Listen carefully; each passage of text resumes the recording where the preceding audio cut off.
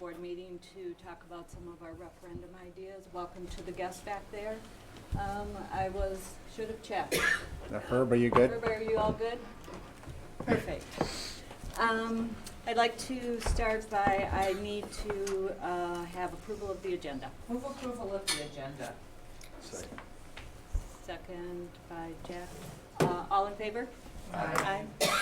Any public comments this evening before we begin? Okay, thank you. So tonight we really are here to kind of discuss possibilities to our referendum, and I'll turn it over to Randy. Awesome, thanks, Joan. I'm gonna stand up and get out of the way here for just the beginning part. As Joan said, here's really what our agenda is for the evening. When we met this summer, actually, as part of our board retreat, we talked about, as we start to bring some of our options together and as we do some of our larger range district planning, really wanting to create more workshop environments. And that parceled in well with some things that the Epstein and Vogel team have presented as part of the referendum planning. So tonight is really that opportunity to really start to catch up with some of the conversation based on all of the information that you've been provided over the last number of months.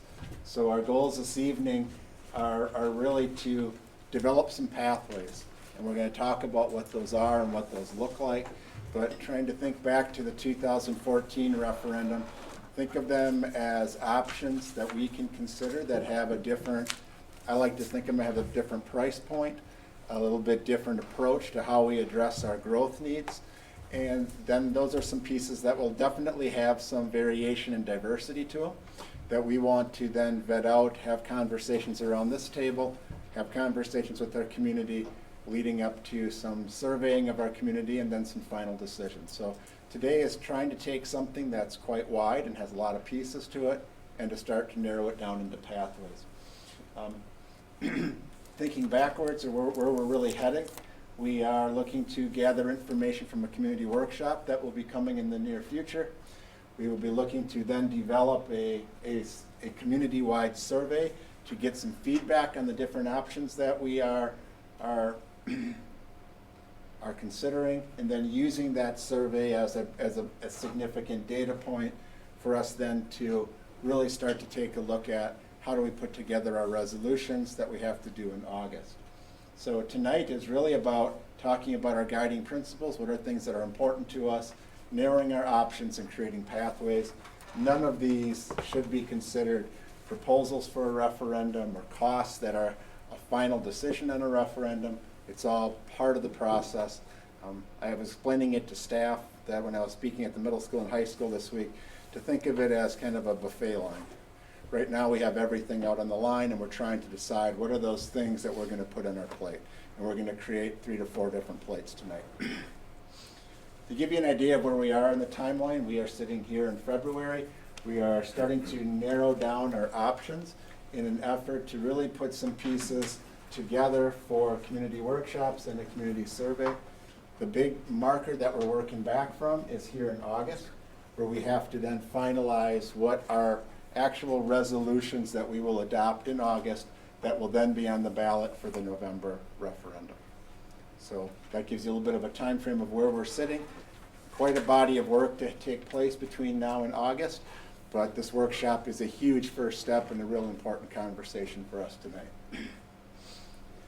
Just want to update you on a few things that have happened since we've been together last. The board has seen this presentation as it came out over the weekend, or yesterday, I guess.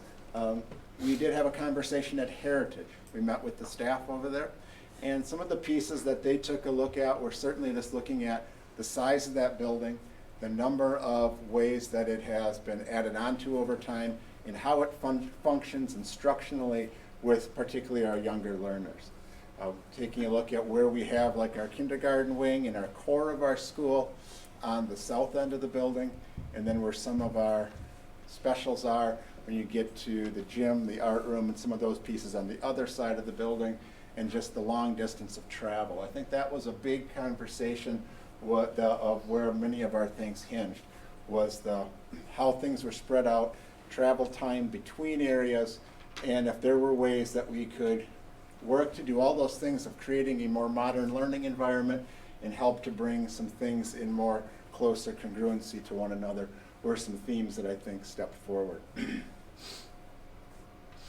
I also had a chance this week to meet with the middle school, and then this week I also met with the high school last night. I think those two areas are really they're very interested to kind of see where we are in the process and where we land. I told them about the presentation that we're doing this evening. Certainly the middle school has talked to me about how they're using their space. Chris Michaud from EUA, Marcy and I walked the building here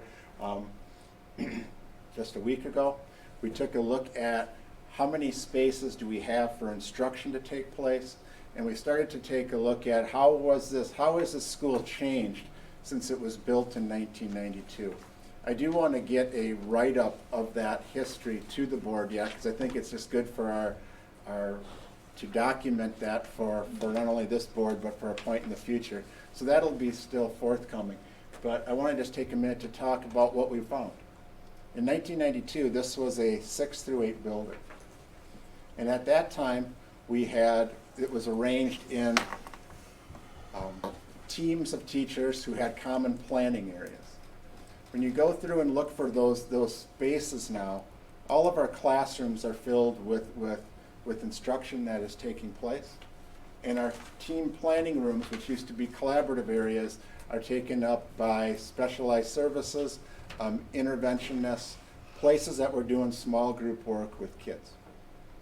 So those are some pieces that we saw very evident in our walkthrough. You've also seen that as we've moved into more one-on-one computing with our Chromebooks, Marcy has found ways that we can utilize those, continue to eliminate traditional computer labs and are utilizing them for instructional purposes. We've also taken a look at when we've added some of our programs at the middle school that have been added over time. We've added Mandarin Chinese, we've added business ed, we've added our agriculture elective classes. All of those places we have been able to find some space for. 2012, we used to have a 2-person team. Most of our teams at the middle school are 4. We were able to add 2 additional teachers to create an additional 4th-person team as growth took place. So when you think about how we're utilizing the building and how it was very interesting as Chris and Marcy and I were walking through it, because we are utilizing that space at a high level. We have been able to grow programs as our student numbers have grown, and we've been able to add core teachers by finding spaces that traditionally were open or were used for different purposes and purposing them for core instruction. We've been able to reutilize some of the computer labs as we've had one-on-one computing with students. And then we have the 2 portable classrooms out back that we added when we opened up the intermediate school and moved those over. So one of the pieces that we did through that and the board asked for was really what has happened with our capacity. So if you think about our enrollment right now, we're at 645 kids. That's off the January count. Rebecca pulled that off that's a very recent number. These are brand new capacity numbers based on current utilization, current classes, current availability of spaces for instruction. And the way that is figured out is by looking at how many teachable places do we have. So I believe we came up with 35, Chris, when we went and did that count in that thorough walkthrough. We put 26 kids as a max per classroom. That gives us, that's if every single space was used at every single moment throughout the day. And then you're taking a look at a functional capacity, which is 75% of that number. And that's where you come up with your capacity numbers here without the portable classroom of 682.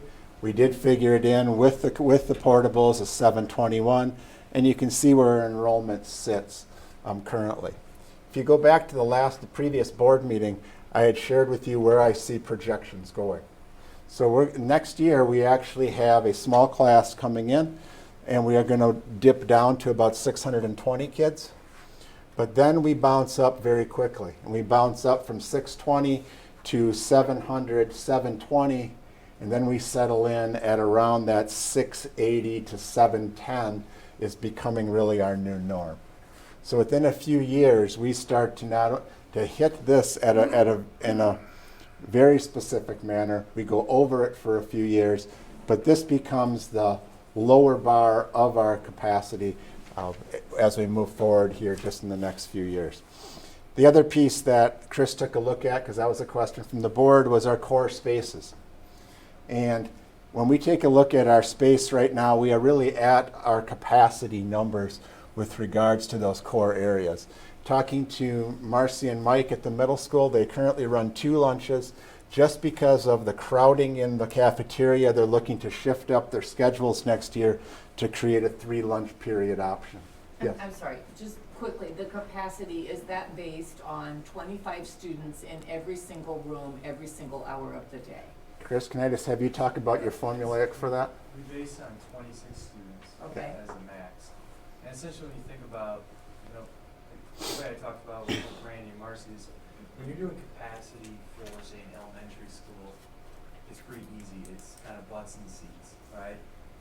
When you get to even intermediate, it sort of works that way because it runs very similar to an elementary school. When you start looking at middle school and high school, those function a little differently because you're transitioning kids. Kids will have homerooms and potentially some classes that are not core instruction classes and they shift around. In middle school, in the 7-8, what happens is when kids go to their electives, the core instruction staff use that time for the prep time. And you need to basically back out a percentage of time because no one's filling that classroom while they're prepping. You don't have Okay, another yeah. teacher coming in Yeah. using that space. And that's where that 75% percentage comes from. Okay. So middle school, typically, you see a 75%. There are a number of people that actually dip lower than that. High school is typically 80%. And that's just the way, these are the percentages that align with the way middle schools and high schools are operating. Okay, Right. thank you, that was helpful. Yep, great, thanks. Mark? That also includes the reality that they don't have the shared learning spaces for different gatherings like they're used to K-6. And all the other buildings, with the exception of 2/3 of Heritage, Right. have extended learning areas that they can do joint projects with, different configurations, and that space doesn't exist with these numbers. Yeah. I sure didn't mean to suggest we should be doing it a different way. Oh, I just no, no, wanted to know No, what you were no, saying. no, that's a great clarification, Julie, because how you come to that number is important. That The makes other sense. piece is the collaborative spaces where the 6-8 model was built on very much a strong teaming model. So they had a collaborative space for staff to come together and do some of their team planning. Those have all been absorbed. They're small group areas. When you walk through, you can still see the green writing on them that says team planning, but you go into them and there's 2 teachers, one in the front, one in the back, utilizing it for math or reading instruction with small groups. So many of our spaces that we had designed the school for with one intent are being used very differently. So I think the piece that I would walk away with is that right now we are at a place where we have utilized the capacities at a very, very high level.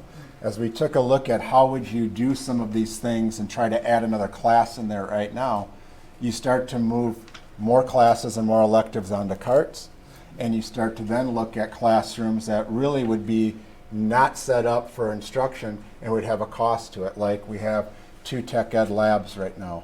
So be utilized, going down to 1 and then trying to repurpose one of those. But those are very specialized areas that have ventilation, et cetera, in them.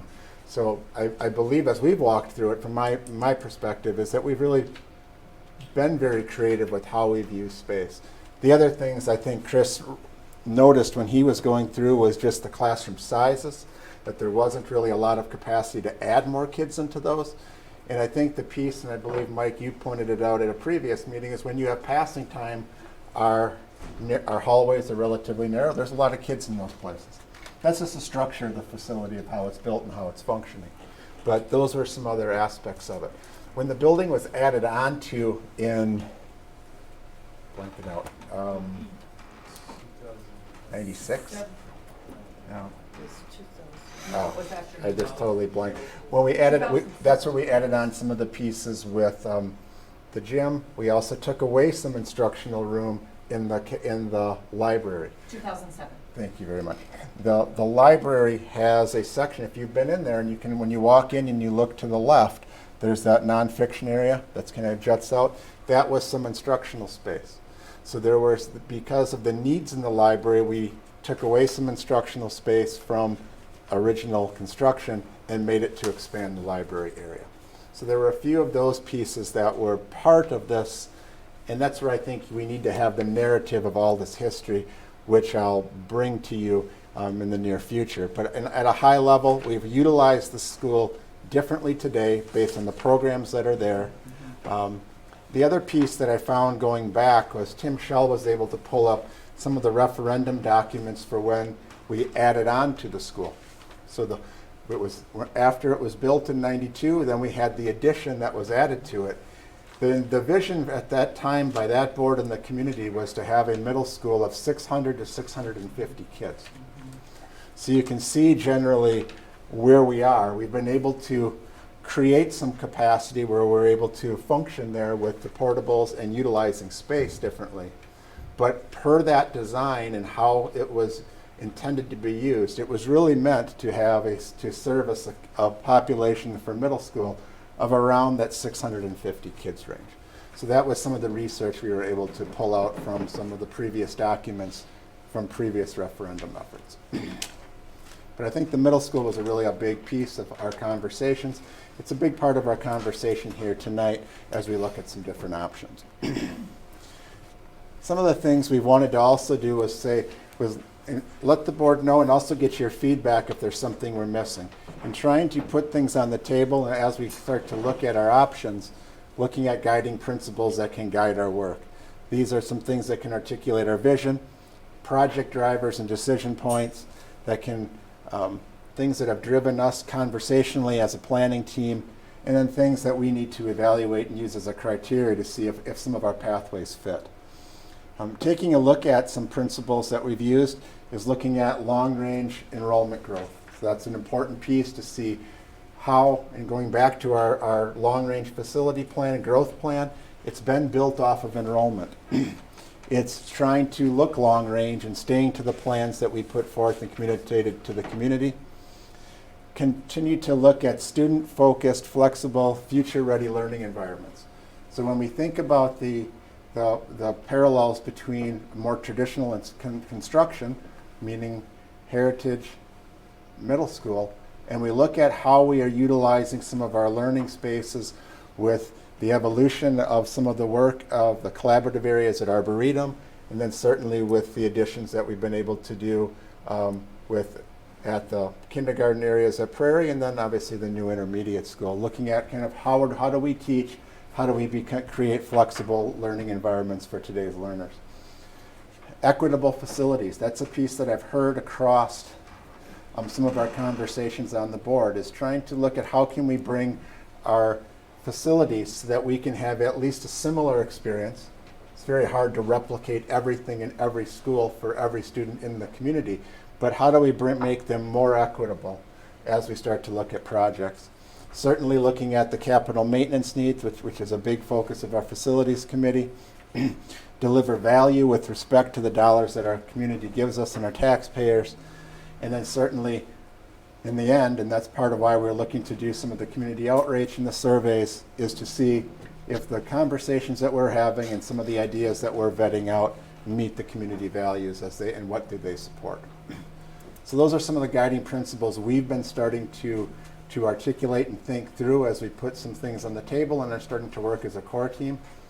I guess before we move on, I guess I would ask the board, do those represent the things that you feel should be guiding our decisions and our discussions? Is there something missing, or is there something that you would recommend we tweak? Generally okay? See some nods of heads? All right. So, with that, I think I'm turning it over to Chris. And what we're going to be doing from this point forward is some review of some of the options that you've already seen. And then we are going to get into a piece where we're going to do some actual work up here with the spreadsheet. There is one thing, Chris, before I kind of let you run with Heritage. There's been a few different conversations I've had with board members. Some of those conversations have found their way into the presentation tonight, others have not.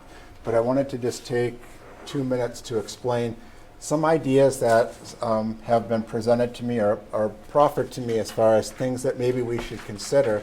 I'd like to put them out there so that as we're going through these, board members can think about them and see if they want them added to any of our options for consideration.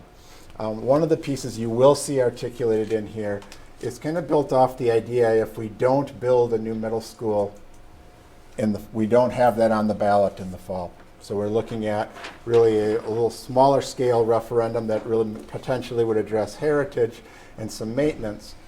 But obviously we have some needs with regards to the size of some of our classes coming through the middle school. So there was a question posed, are there some things that we would do to the current middle school building that when it becomes part of the high school we would do anyway? So potentially moving out the offices to an external office area, more of a secure entry. That's been kind of the model we've had in our district. And if we did that, could we take some of the core area by the offices and create that into some additional instruction space to increase capacity to get us through those bubble years? So you will see that at a high level articulated here. There was also a question that was posed with regards to, and this is not reflected here, but I think as we move through the options, we should at least give it some conversation to see if you want to see something more specific to it. But our long-range plan has always had a vision, or it has had a vision, of the 5-6 building and the 7-8 building on the same site. There was a question that was posed to me with regards to, does it make sense to do that, or does it make sense to put an elementary school next to the intermediate? So for example, just following it through, if we're looking to do some work at Heritage, does it make sense to build Heritage, a new Heritage, next to the intermediate school? And then at a point, put the middle school at the location that current Heritage sits. Looking at adjacencies with regards to some of the co-curriculars, athletic events, etc. So that's not a piece that we have anything in this presentation on, but I think as we move through here tonight, if there's ideas like that or other ideas board members have been resonating on or thinking about, this is the workshop where we need to hear them. So then we can at least get them in the queue and start to work through that. So with that, I'm going to turn it over to Chris, and I'm going to bounce out of the way here so that he can have the floor up front. Yeah, and I don't think this is, going through the options is going to take, you guys have seen this at the last board meeting. As Randy said, there's a couple items in here that I'll talk a little bit more on just to explain those because you haven't seen them. But first are the 4 options at Heritage.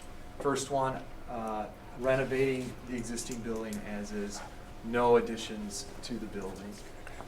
The second option is looking at this northern portion, the oldest part of the building, and taking that part down, and then building an addition there, as well as an addition down here, kindergarten addition. I will comment that in the staff workshop that we had with Heritage, one of the things that didn't really resonate with them was that there still is a pretty long distance between kindergarten and here, and there was discussion of does it make sense to take this portion and maybe move it here so it's closer. There are lots of things that can be done to tweak these that fall relatively within the scope, so as Randy was saying, if there are ideas and things that we should begin to flush out, bring those up. If there are things that you need more clarification on, or hey, have you thought about how that would work, let's bring them up in a conversation. Option 3 at Heritage, essentially the 86 edition and everything north gets demolished. We keep this racetrack that's down here where the existing cafeteria and kindergarten first grade is, and we build an addition off the backside here. This would do a new drop-off sequence and a new entrance to the building over here on the south. Last board meeting we talked about bus. whether it would remain here, potentially after this comes down, we can look at a bus loop on site as opposed to along South Street. So there's, again, some things that we can look at with regards to that. With option four is building an entirely new elementary school on the site that will be built behind the existing building. Once that's constructed, we would take the existing building down. Obviously, most of this stuff all gets redone. Even back here where the track is, because with all these buildings potentially being geothermal, this is the only place where you'd be able to do a well field. So, and Vogel has accommodated for all that in their estimates. So I'll let Jay just quickly refresh. Yeah, on some of quickly, these. so nothing on these project costs has changed. I just want to reiterate a few things. These are based on 2020 dollars. We do have included all of the maintenance items. So there's about $5 million of maintenance items included in these options. And then of course in option 4, it's an avoidance of the $5 million that you would need to put in an existing facility. And then they all have contingency in them, as well as the furnitures, fixtures, and equipment. So those dollars are really total project dollars, not just construction. What percent is the contingency? It's a range of 15 to 20%, Julie. So going from left to right, option 1, since it's a renovation of all existing, we're at 20%, and then it steps down until you get to option 4, and it's at 15% for Okay.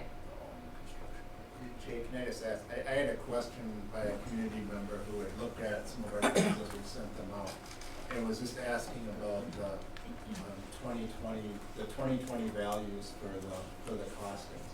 Yep. Now, the answer that I shared was that we were just looking at things from a comparison standpoint in today's dollars, but once we developed any further pathways that would have any sort of staging, then we could add in those escalators. Is that an accurate answer, or is there anything that you would add to that? Yeah, that's exactly accurate. You know, from a 2020 and with a fall referendum, potentially construction could start within 9 months to a year of that. So from that standpoint, there's not a ton of risk based on where we're at from a contingency, but if there was a scope that you said, let's push it out 4 years, then we would need to look and apply an escalation. And when you said these numbers are all with consideration for maintenance items, does that mean you're deducting what the maintenance cost would be if we didn't do that?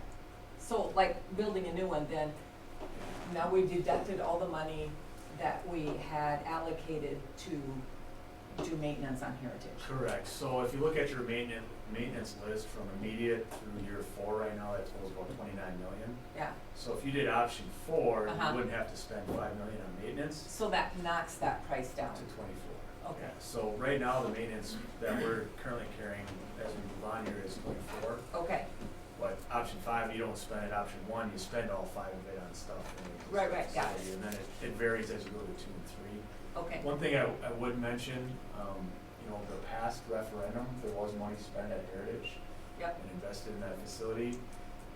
In option 2 and 3, both of those is where a majority of that money was spent in those areas of the building that are being saved there. so that would still respect it, options Yeah. 2 and 3. Option 2, it's almost all of it. Okay. Option 3, it's a majority of it because you had those kindergarten rooms. Got and it. a lot of the heavy upgrades were in option 3, the portion that stays. How Okay. much was spent in the last referendum? Was it about 4 million. That was some of the renovation and some maintenance there as well. So I think the total project, all in for Heritage, was around 4 million.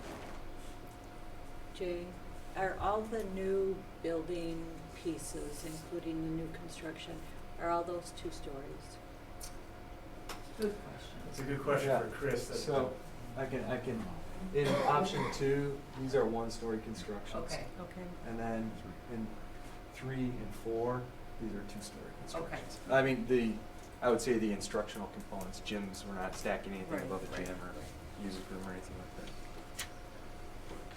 that. As we go on, the next set of options are the 2 options that we have for the middle school. Very similar. One is to build an 800 student capacity, so we're taking the approach that we took with the intermediate school, of building, you know, most of it, and then allowing for an area to be expanded onto in the future. So you designed a building for future expansion. all of the core facilities in that, so the gym, the cafeteria, you know, those types of spaces, those are sized for that future enrollment of 1,000 students. And then as you go to the second option, it's obviously you just build the whole thing all at once on the site. We would also be doing any of the site work to accommodate in option 1 on this. We'd be doing any of the site work to accommodate the future growth too. So, you know, we'd be sizing stormwater for that future addition, making sure that the parking counts accommodate the future addition, so you don't necessarily have to do that.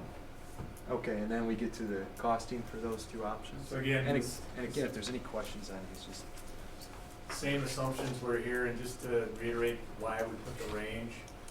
So the amount on the left is really taking your intermediate and really building that same building from the finishes and all the standards from that facility. The number on the right, on the top end of that range, is doing that, but then adding some of the stuff we're currently seeing built in school environments. That includes tunable lighting, glass partitions for additional collaboration space. We've included some additional green roof in that scope, and so we really felt like giving you the range at least kind of gives you those bookends for this. as we move on to the existing middle school and high school. So here, as we presented last time, there's a series of, I would say, isolated projects. Some within the high school itself, some outside the high school, and now, as Randy mentioned earlier, a project within the middle school. So as we look at the high school, we identified projects related to the shop and welding area and some of the tech ed spaces over here. We looked at the LMC, which really is potentially more of a furniture type solution and less a renovation type solution. We looked at the original theater of one we looked at whether or not it could be a black box. We decided that probably not a black box, but if you want to make it a large-scale multi-purpose room to flatten the floor, you know, do new ceiling, all that type of stuff in there, you know, what that would look like to do that. Second floor, this space up here, which is a staff planning area, of redoing that potentially as a multi-purpose type of space. So, you know, in the end, maybe it's one of those spaces and not the other, or maybe none of them, I don't know. And then down here, looked at a family toilet and changing room close to the pool area there. As we Can I just interject for a second on the previous slide? One of the things that did come out of my high school meeting with staff was, and with the conversation I had with Molly Pepper from the music department, was certainly a concern that they do not want to lose any performance spaces. So I mean, obviously we talked, many of these areas got highlighted on here as we went through our tour and pointed out some things about how can we improve them, which is how they landed here. But as we circled back around and we've been talking to staff, there's definitely a concern of we don't want to lose the small auditorium because there's still a need for a performance space. Mark? And I'm just trying to conceptualize what this large learning gathering space would be used for. My concern is it was created, and probably was fatal from the beginning, as a teacher prep room, but given the location of where it is to where you're teaching, doesn't meet the functionality of being able to go there and get to your classes, that sort of thing. So,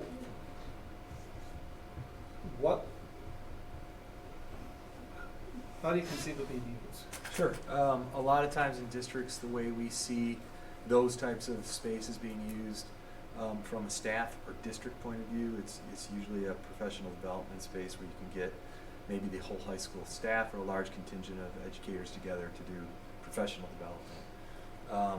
We see those spaces being used for testing, so maybe ACT or something like that, where you get a large group of kids in there. It's set up for test administration. We see them used for clubs, especially if you design them so they can be divided, or outside groups that might come in to use those spaces. You sometimes will have curriculum in your school where maybe you're teaching a lesson that requires 4 classes of kids are getting together for a common instruction point, and then after that they divert off, so it's almost like a kickoff. So those are the types of spaces that they might use. Traditionally, if you didn't have a space like this, you're probably coming into, an auditorium for those larger groups. These spaces differ because it's a flat floor, it's movable tables, you can configure it how you need to for whatever the use might be, so. Mark, if I can just interject, if you think about the large group area at Heritage and how we use that with some of our staff meetings and professional development, one of the pieces that Brian Borowski feels is lacking at the high school is really a place to bring staff together to do collaborative work. Right now, the default, when you have to use things with tables and small groups, is part of the cafeteria. Acoustically, sight lines for presentations, it makes it a little bit more difficult, or it's in the PAC, which is just not often it's a good place to present, it's not a good place to collaborate and work. So that's a piece that he's looked at. And then just as Chris said, if you have a couple classes wanting to come together of students, having a place where you can do that where it's not really in one of those larger spaces. As we move just outside the school, last time we talked about an extension to the bleacher system at the football field or the track field area here. Potentially a standalone building, which would be utilized for team rooms and locker areas to respond to not having to go through the high school. Bogle priced out an overhead connection, essentially an elevated bridge connection of what that looks like if, hey, how do we connect these 2 buildings? How do you do that on the second floor to get over or above us? So they had some experience doing that and gave a cost. The thing that I would like to talk a little bit about more is this one down here at the middle school, and think of these 2 things as related, okay? As Randy said, as we go through the pathway exercise tonight, there might be a pathway where you're like, what if we don't build a new middle school right now? How do we address those capacity issues that you saw creeping up in the earlier slides? And as Randy indicated, after going through the school and identifying all of the spaces that can be used for instruction, you're tapped out right now. And you really don't have the opportunity for putting more students into the classrooms because your standard class size is already pretty small. Really, you shouldn't go much higher than 26 students in a class. So you don't have a lot of opportunity there. So what happens then is, as Randy indicated, in the future, we don't necessarily know what's going to happen with this area here if these 2 buildings become linked. So what are some things that we could explore potentially that might make sense, that might actually work with this building as a middle school, but also work if it became joined or co-joined with the high school? So what we're suggesting here is kind of in a response to the fact that you already have an internalized office here and you already have an entrance sequence that is not up to the same standard as your other schools. So what we're suggesting is that you build a new main office, and that would include your school administration, it would include your student services.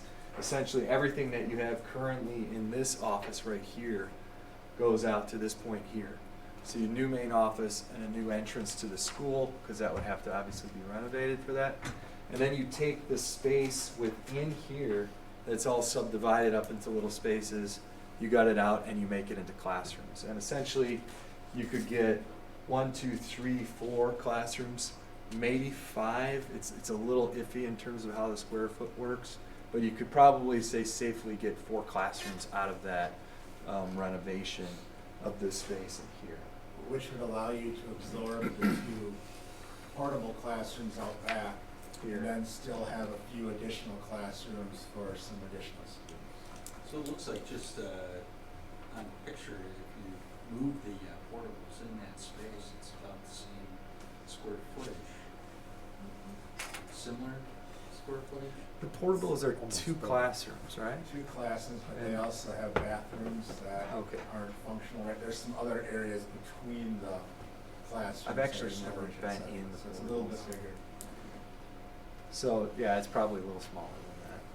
I was basically taking a standard class size that you have here and aligning it with where you have some of your structural bearing conditions, and looking at sort of at least maintaining, ideally getting it a little bit bigger than what your classroom size is now, like into the 800, low 800 range.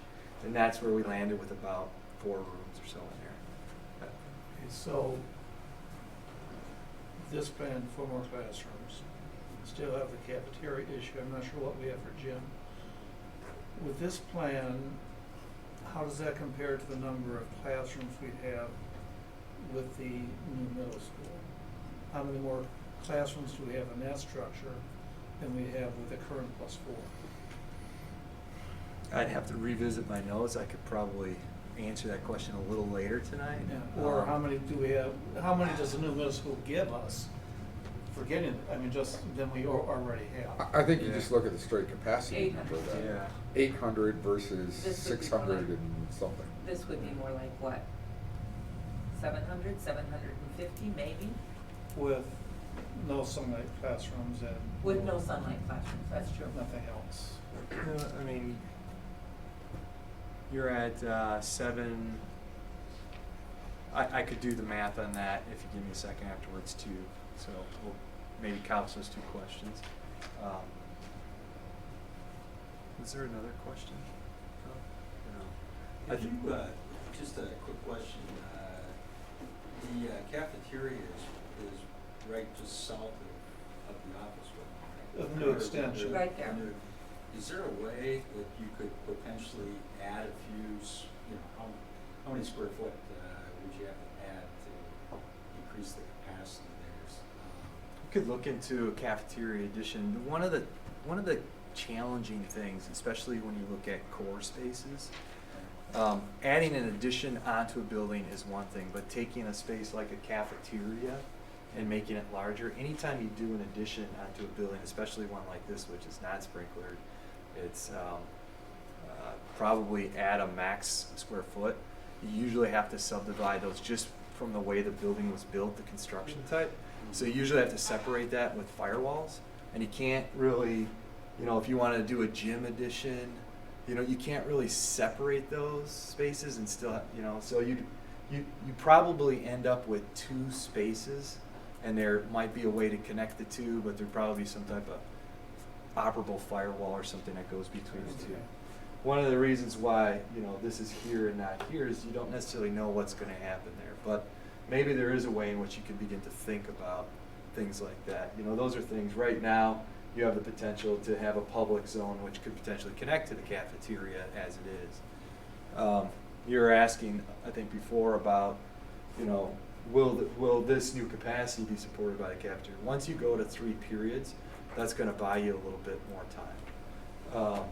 The gym will start to get taxed, and essentially once you start hitting that functional capacity, it's functional, and that means that there's going to be trade-offs. You're going to have scheduling issues. There's going to be teachers on carts, and that's the trade-off that you get when you get to that functional capacity and begin to exceed that functional capacity. So you might have enough gym space for all the students to take gym class once a week, but maybe not for every student to take gym class twice a week, or whatever it equates to. Those are the types of things that you'll have to make decisions about once your functional capacity hits. One last question, I'll just throw it out, because as I was trying to looking at the numbers, and how can we create a space that's futuristic, meets the future needs, not just jams people into a space. Is there a capacity to convert this into an 800 student school by moving north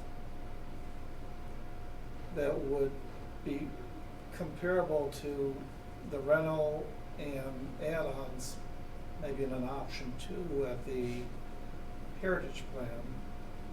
Or are we, when we start looking at something like that, is it cost-wise You can, knocking on the door of a new facility?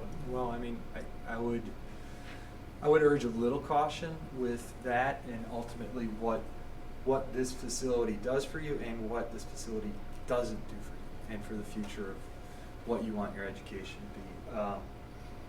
you can add on to buildings. Oh, I sure. mean, you've seen it happen at Heritage, right? You know, and that's eventually, as you sequentially add on to buildings, you begin to understand the challenges to adding on to a building. They get divided up, they're separated by firewalls, there's new and there's old and all those things that go along with it, so, but, yeah, I mean, you can add, you've got site here, you can make the building bigger. So if you look at the discussion around the table is eventually this is gonna be part of the high school, middle schools. So, and there's probably gonna be some type of administration in that building, even if it's part of the high school. You know, you're gonna have to have some type of office space, Yep. security principle. Is there a way where you've got the entrance to the town, or the walkway, move that office area up in that? There. Because Yeah. one of the challenges, or one of the discussions that I've heard is it's too far to walk across the aisle. And that potentially could be a solution, you know, as Vogel has put a price to this, it's not to say that if you go forward, let's say with this being an option, you know, and let's say it passes, when we get to designing this, we'll look at the pros and cons of this, we'll look at the pros and cons of that. Yeah. We'll look at, you know, the pros and cons of one down here, if it merits discussion, right? But those are all things that we would explore, as we move forward with it.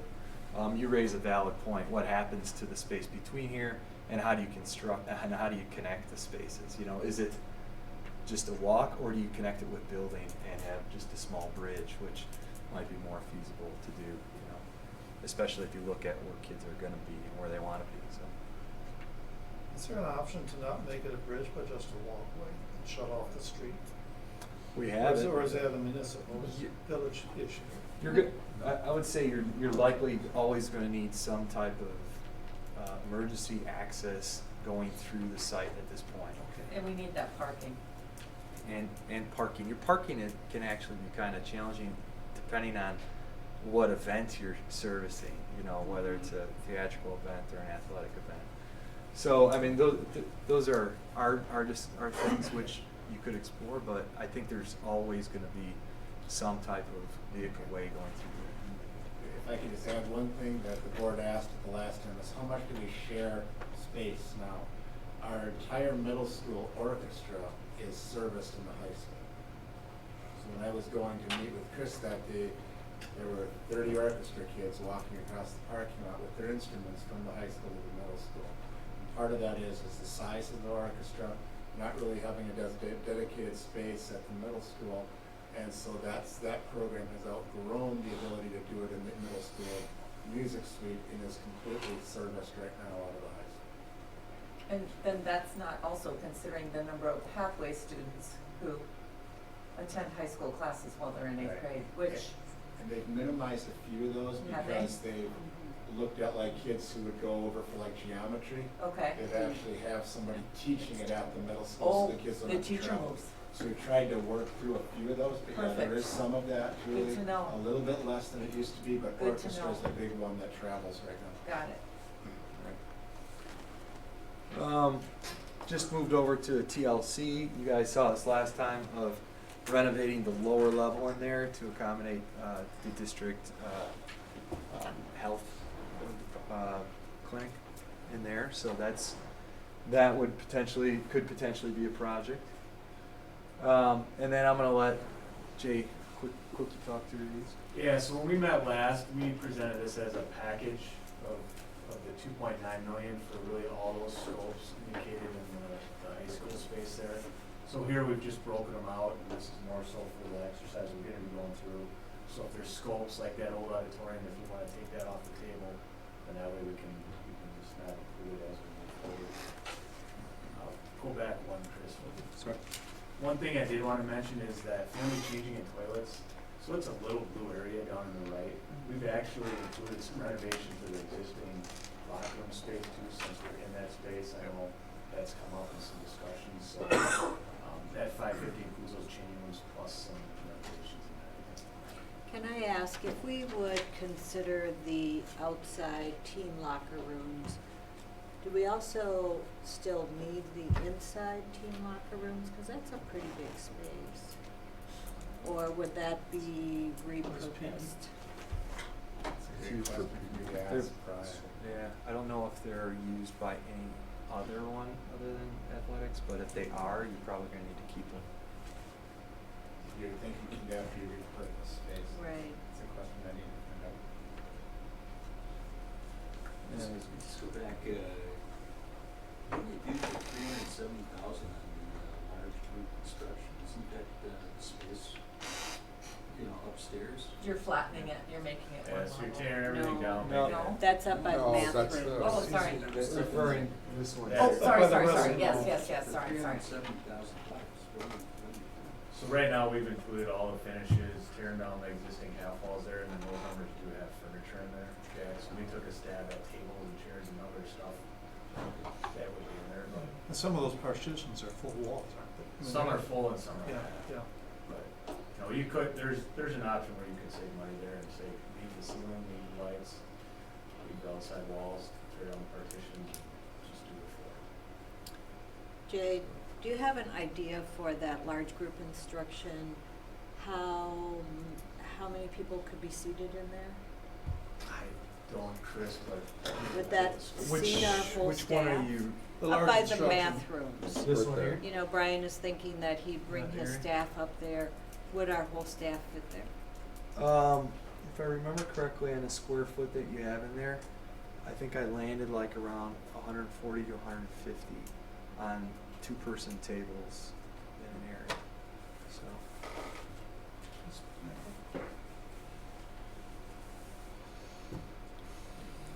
All right, and then Jay, that next slide. Yeah, these are all the same numbers from before, with the exception of that middle school addition and renovation, and so there we're looking at a really heavy renovation in that blue area. Chris mentioned the bearing walls, that is a masonry bearing building, so we accommodate for having to potentially deal with some masonry bearing issues.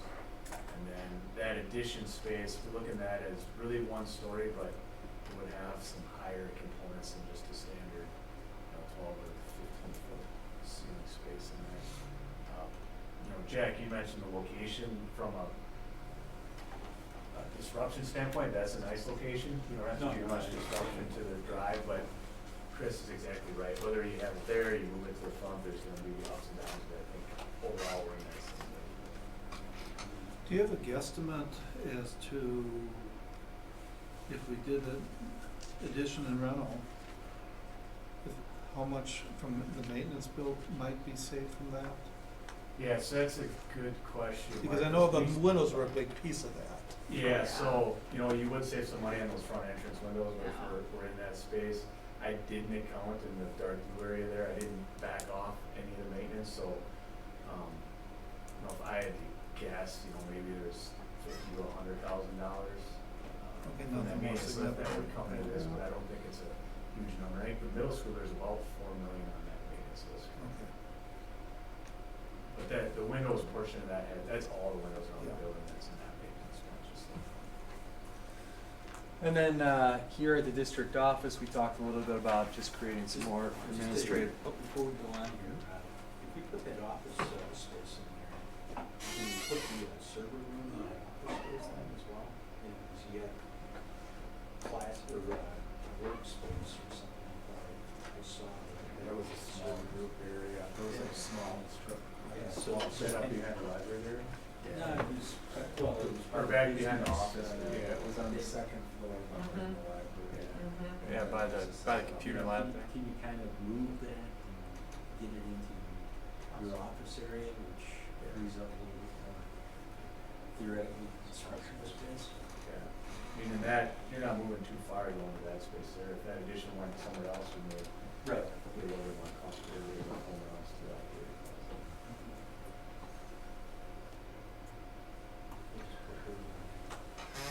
And then district offices, just renovating some of the existing space to make some more offices within the building, maybe a couple conference rooms or other space that would be needed, and then additional parking area outside the building.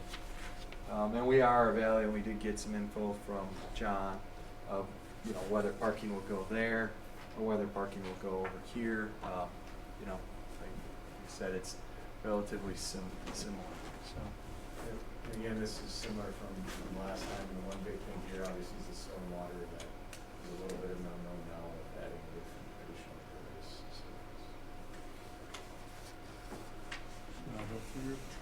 So maintenance, so again here from your plan, there's about 16.5 of immediate needs. And then as you go through year 4, it's up to that 24 million. We've spent some time with John really reviewing that list in detail. And our thought process is potentially coming to the next facilities committee meeting and going through it at a deeper level with the facilities committee with, you know, there's stuff that comes up as beyond its useful life based on the spec sheet for that type of, whether it's equipment or finishes. But some of those, if they're still in good condition, maybe you don't need to replace. So we can look at that in a little bit more detailed level at that facilities committee. But for the sake of tonight, we feel as though that 24 is a safe number, and there may be some opportunity on that. Yes, So is that based on the plan that Kim Dorf helped us develop? Yep. So how much of a fine tooth comb or fresh eyes did you go through on that in terms of, were you in alignment and agreement with what they put on there, or you're just using that as a base and so that's what this is? So we've spent about 6 weeks reviewing it. Okay, I So did mean it's to kind of, be- it's yeah. twofold. One is we've validated some of the costing, we've updated some of the other costing that we think is maybe Got it. not up to date. But then the next step is really reviewing with the facilities committee. You know, a good example would be ceilings. You know, over the different buildings, there's some ceilings that are maybe 25 years old, but they might look fine. But there's money in there to replace them because they are capacity useful. Got So it. those are the types of discussions Thank we you. want to have with the facilities committee and say, do you need X dollars to replace all the ceilings, or do we throttle that back because the likelihood in 5 years that ceiling may look the same and still functions? Thank you. Yep. So why are you bumping up 3.6 and 2.7? Those are just, that's just how it falls in those years as far as a useful life, Jack.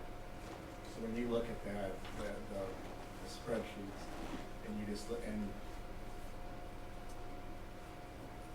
the biggest chunk we're hitting is those immediate needs that are already there, and then you start in, as Jay said, just based on where we place them and where the life expectancy of those items, you have that roller coaster. Appliances, whatever. Which Well, is part of but- the conversation we need to have with the exceed the cap question is, if we approach 24 million to really clear off the first 4 to 5 years of the plan, what do we need from a sustainability standpoint moving forward to better meet some of our annualized needs? So that's another step that we're going to start to work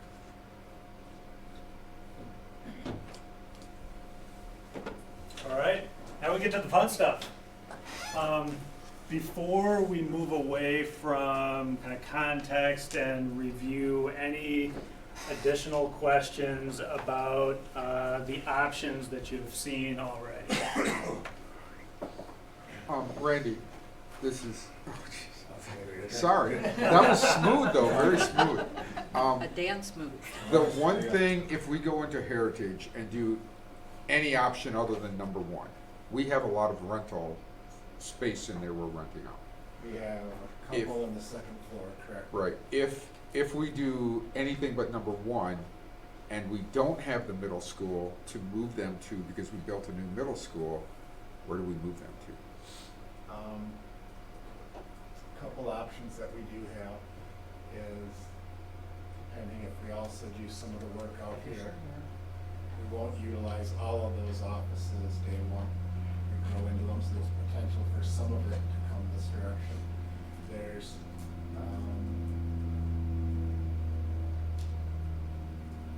we're kind of limited. Because I remember that was one of the big pieces moving into the middle school. If we use that, well, how do we repurpose it? One of the big purposes was doing that work at Heritage and then moving all of those into the existing middle school. But Yeah, now, so you have like the new teacher project up there, we have, Right. I think, some of our building. The pages Dane and some County of our group. Social work adjacencies with the county up there. So we have to find, we We either have to find space or they have to find space. I mean, Yeah. that's the We, other piece. we The have question I have on accounted that is- we have accounted for the early learning in the program for Yeah. what we've done. Yeah, that we do have an early learning program up there as well, but that's part of this. But might I suggest it could again be another opportunity to collaborate for the village, because if they end up moving their facility to the old library, I don't know if they need all that space, maybe that's another possibility That's been a of, very I know, I get it. preliminary conversation yeah. Todd and I've had. Yeah. That, and you're exactly right, Julie, because Okay. that's just, he's saying, if they don't need all of that, Yes. there's places that some other things could go. Correct. So there's definitely That's all. potentials that I would agree with that. And yet, unless we're talking a massive amount of income from the rental space, should that be our concern? We're renting the space because we have it, Oh, I agree. not because, Yeah. you know. Yeah, I would say that And if too. we don't have it, I don't see it as our obligation to find space I for know, these but I do parties. get for something like the new Although teacher most of them- project, it's to our Most of them advantage. facilitate our operations. Yeah, that. We don't wanna kick them out, and we don't wanna get them so far away that it becomes a pain for us to utilize them. Yeah, most of those, I mean, a couple of them are certainly with the county things, they are definitely things that are here to work with our kids. New teacher project, we've been very blessed to have it in our backyard. Right. That's a larger consortium, which we're able to utilize some of their resources as they're here. But I think that it's a great question to be thinking about where might we have options for them to move. The benefit of having them close is to our benefit, but I also frankly have to be honest that I think we have to look at kind of what our general needs are as a start, and then try to brainstorm how else we could help them if that availability exists. But I don't know if that should prevent us from doing one of these options if that's what's right for our program. The question I have for Chris, if we end up prioritizing a new elementary, and we were to build it adjacent to the intermediate, which has some busing possibility, attractiveness and what have you, is the footprint at the old intermediate heritage sufficient for consideration for the new middle school when we're ready to go that route? If we're not ready to go now. I haven't tested, and you know how many acres it is up here, the heritage side. Wasn't it like 12 or something? 15, I guess. Typically, there's rules of thumb out there for how big a site should be for a specific grade level building. So for an elementary school, it's 10 acres plus 1 acre for every 100 students. For middle school, it's 20 acres plus 1 acre for every 100 students. So for your middle school, you're looking at roughly 30 acres. Anytime that you begin to step below that, you begin to make trade-offs. So you might not have all the athletic fields you want on the site, or whatever the trade-off is, that's what essentially you start making. So if that's 15 acres, I'd say it's pretty small for middle school. What's the parcel that we're currently considering for the middle school? That is 40 acres. So if you look at intermediate and middle school on it, it's a little small. Oh, It's the whole 40, parcel. But it's It's 20 about apiece 20 is then. more than It's 20 apiece. and 20. It would be 20 and 30. But I think that heritage Okay. complex has to be at least 20. When you look at the fields we already have there, not just the building space, but we already have all the middle school fields located there. The other component to that is, I'll list two disclaimers. It's usable site. Yeah, It's we not, do have it's that not hill. site where you've got Yeah. hills Yeah. or stormwater. Yeah. And you also have the building on that site. Yeah, So you I need get to it. phase something so you could empty that building somewhere, tear it down and build a building. So there's a phasing component to that which might be challenging. And parking is super challenging. Oh, parking at that intermediate, that is super challenging. The in and out of the intermediate, you know, I was the one that kind of went to Randy and said, the middle school where we already have the intermediate and the congestion of that intermediate and having the start and stop all at the same time of now almost 2,000 kids, that will be challenging. So it's obviously something to consider. I would also say that if a middle school is put on the side with intermediate, there's not only obviously drastic work that occurs on the site, but also with access to the site. So on Woodland Drive, you're going to need to do, just like you did when you built the intermediate school there, you're going to need to essentially address that road to handle the additional traffic flows that are going to come in and out of that. With regards to queuing on site, there's a lot of strategies that we can do to queue cars in an efficient fashion. You know, and if that's something that needs to be revisited for the intermediate school, obviously you can look at that. I mean, you have a solution right now at the intermediate school where you could probably double your queue length without doing a single thing. And that's essentially, you know, so it's, you know, there are things that you can do. It's just a matter of how you use the site. Well, yeah, and I don't know how big the other side or what the building capacity is over there, but that, the congestion of drop off and pick up at the intermediate is a painful experience. So let's talk through kind of the next portion of our meeting tonight. We want to give you ample time to talk about some of these pathways, planning scenarios that Randy alluded to earlier. Really the goal tonight is to develop 3, maybe 4 of these pathways that can at some point in the near future be tested with the community through a community workshop, and then ultimately with a community survey. So, pathway. This is language that you're familiar with, language that we used back in 2014. It's really just a combination of these different options that make sense to the district, that meet your needs, that meet your overall facilities mission, that hit these guiding principles that Randy alluded to earlier. We want to try to identify 3 or 4 of these pathways. Some, not too many. We want them to be variable in their overall size and their scope. We talked earlier about a buffet. We don't want to bring the same meal to the community. We want variability in the size and scope of these pathways. And we want to be able to test the pathways, again, in the setting of a community workshop and the survey. We think we've developed a tool here that will allow for you to build some of these pathways tonight, and even begin to consider when some of these buildings might come online. I'll talk about that tool in a moment or two. But before we get into that specifically, in thinking about some of the options that have been presented to you, are there any that just really do not resonate with you whatsoever, that can come off of the table?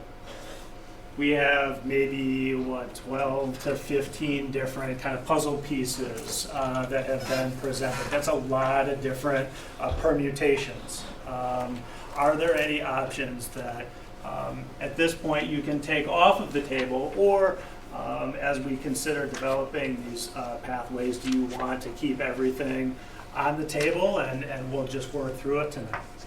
Thoughts about that, Mark? So look at all the info and the reactions and the needs and the wants. There's no question in my mind that there is a need to consider the elementary project. But it doesn't seem to me that option 1 or 2 really provide enough enhancement to consider them. They create the dissonance from one end of the school to the other, no matter what we do. I'm still frightened by the cost of what we're not gonna use and what we may find in option one.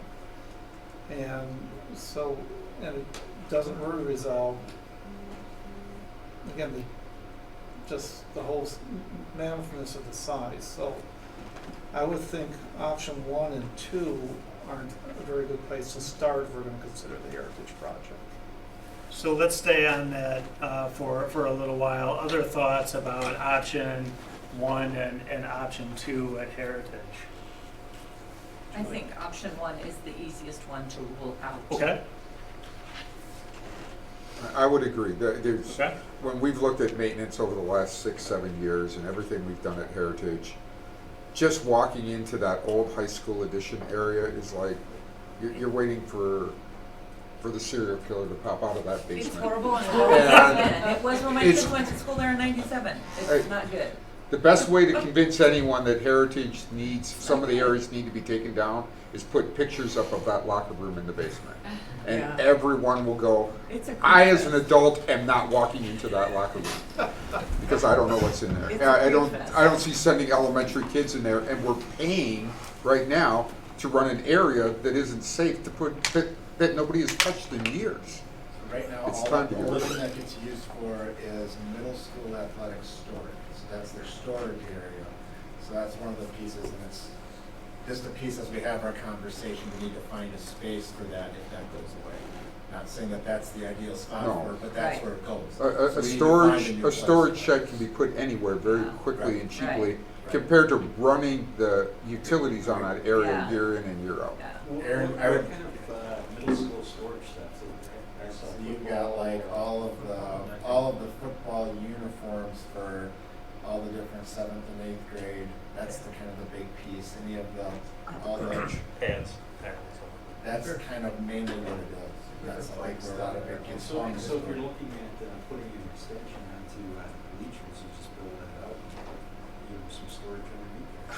But it's gotta be over there at the middle school field. They don't practice at the high school. And that's where they're at. Probably not. I'm not trying to divert the conversation, but that's something we have to keep in mind as we go forward. So let's come back to Mark's question about options 1 and 2 at Heritage. Any other thoughts about option 1 in particular that Julie and Dave offered their thoughts on? I agree, option one's Yeah, I agree with 1, and I agree 2 shouldn't be on the table either. 2 shouldn't be on the table. I agree, 1 and 2 just are not good learning space. Okay, Too far apart for our kids. okay. Mike, I think everybody covered it already, so. say that again? I think everybody else covered it. Covered it, I don't okay, think I- okay. And I so, agree. a couple of you spoke specifically about 1, how about 2? Are we in kind of similar agreement? I don't want to pin anybody down, certainly, I mean, we can keep them on the table. I have a question, Yeah. maybe it's off the table, but why aren't we ever speaking about why we're preserving the sports fields for the middle school in such an odd location? I mean, that isn't, that just seems to be, that has to be where they stay. Is that true? So, I'm gonna punt that one to Chris, is that fair, Chris? Because he's taking notes. So you have middle school athletic needs. That's the only available space currently in the district where that you're using for those practice needs. And I think we stated earlier that if you build a middle school on an intermediate site, you don't have the room to build a track or a full football field. You have the existing lacrosse field, which is essentially the same size as a football field. But I tell you right now, there's going to probably people already fighting overtime on that field. So the only opportunity you have at that site is maybe a little small area for practicing. It's probably not going to support your middle school football practice needs. So as you go forward, as we look at the site where Heritage is currently, I think one of the components always has to be in conversation is, whatever you do there on the site, how is it going to address that middle school athletic needs? And if it does not address the middle school athletic needs, so for instance, something is built there that takes it off the table, where does it go? How do you figure that out? Is there available space at the high school, or is there additional district-owned property somewhere where you can do practice fielding? And then what do you need to do in order to make that work? Busing, there's on-site storage that maybe needs to be constructed, something like that. Do we have any other site available? It just feels like the fields are pushing our building as opposed to the building pushing our fields. I think at the heritage site, you have the opportunity to do both. In any of the options that we presented up there, I think you can handle middle school athletics and some of the residual space that's there. All you need to do is bring middle school students to the space. I think you can handle that in a very similar fashion what you're doing now. The thing that I would say potentially changes is the track and you know, whether you maintain a 300-meter track in some form or fashion, or whether your distance team does something unique in itself and the sprint team has a straightaway or whatever that practice scenario looks like. And there's probably ways in which we can get into how that works, but I think you can accommodate it at Heritage with the options that we present. But if you do option 3, with the geothermal, aren't you tearing up the track anyways? You tear it up, yeah. So you have to rebuild. You could rebuild. Which we've accounted for. And you accounted for it. And if you do option 3, now you've got this whole area, which is a field that you could potentially Be formatted for practicing. Yeah. You could put showers and things in there, I would assume. You know, Middle school shower up after so currently in the program square footage numbers that we have, we're not accounting for on-site shower or locker rooms for those athletics. So if I was a middle school student, I would change at the middle school, hop on a bus, and go practice. That would be, unless we built some type of facility over at the elementary. Is that what they're doing right now? They're walking down. Right now, They just walk. Yeah, they walk over and then their equipment, I believe, is stored there. They don't really utilize the showers. But you could build in some type of storage. Storage. This I shouldn't say that. Yes. You know, so even if you're carrying the old cart away, taking it away, you just put more, better storage in there, so. How far down the road is a 4th elementary school? That was supposed to be the next referendum after this one.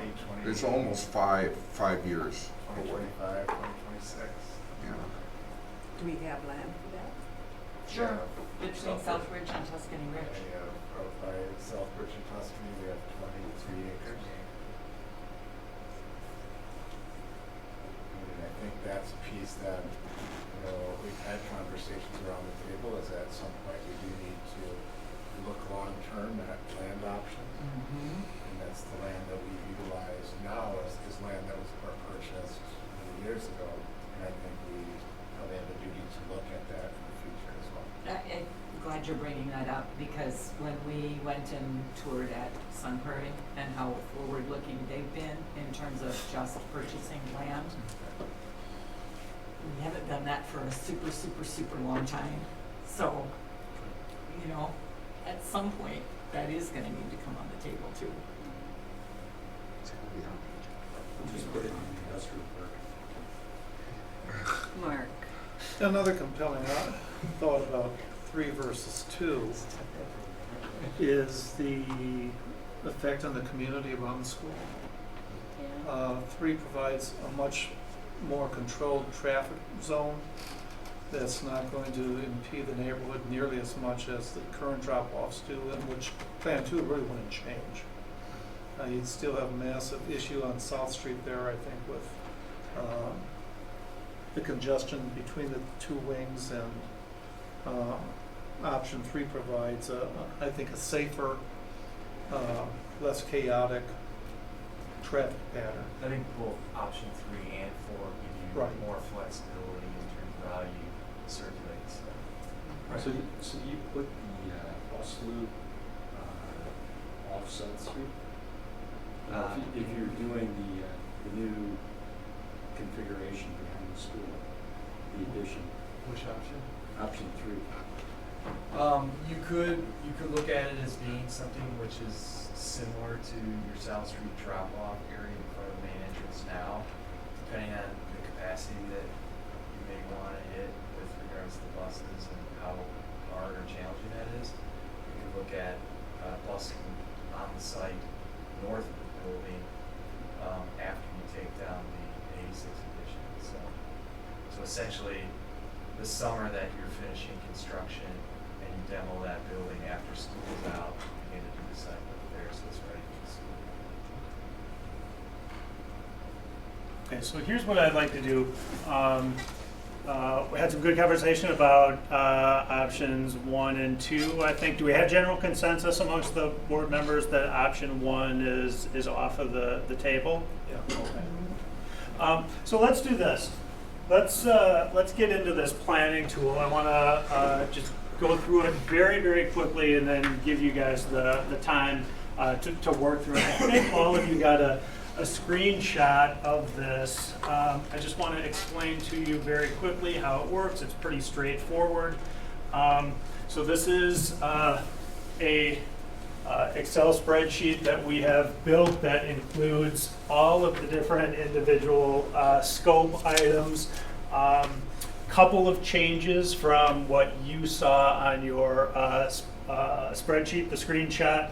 We've included here the 2025 escalated cost of the new middle school, both option 1 and option 2. So you could theoretically include that as part of a 2020 referendum, but push design and construction into the future a number of years. So we have escalated cost of that building in 2025. Design would probably start in 2024-ish. Does everybody understand kind of the difference between the 2020 numbers, the 2020 costs, and the 2025 costs? What are you using for escalators? Jay? So what we did, Jack, is we took Engineering News Record, which is a construction engineering trade journal. They have a cost indice they issue every month.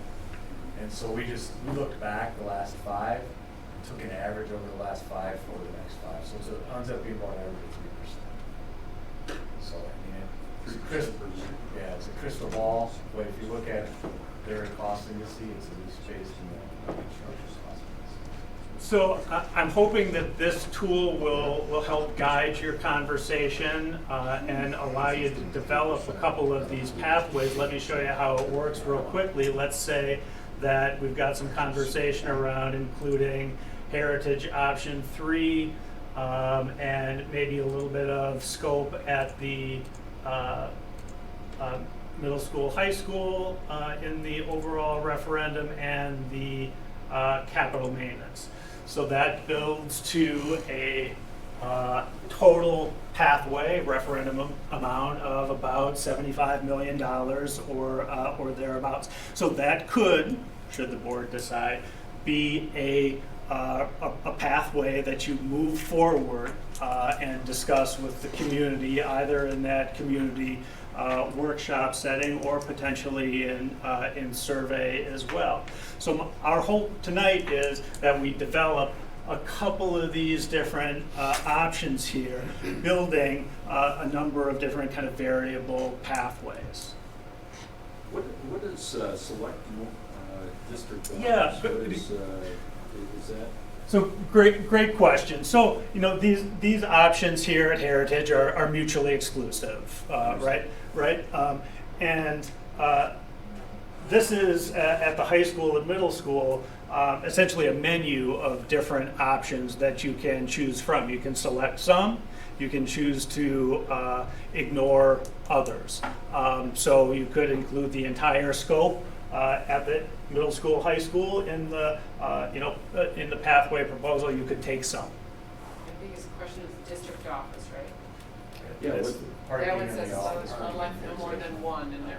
There's one. Well, Oh, because there's there's just, only one. there's on just there. one there. That's why. There's just one there, yeah, yep. I think that was a copy and paste. Just to have right there. So, I'm gonna clear this all out, and I'm hoping that this will, again, guide some conversation.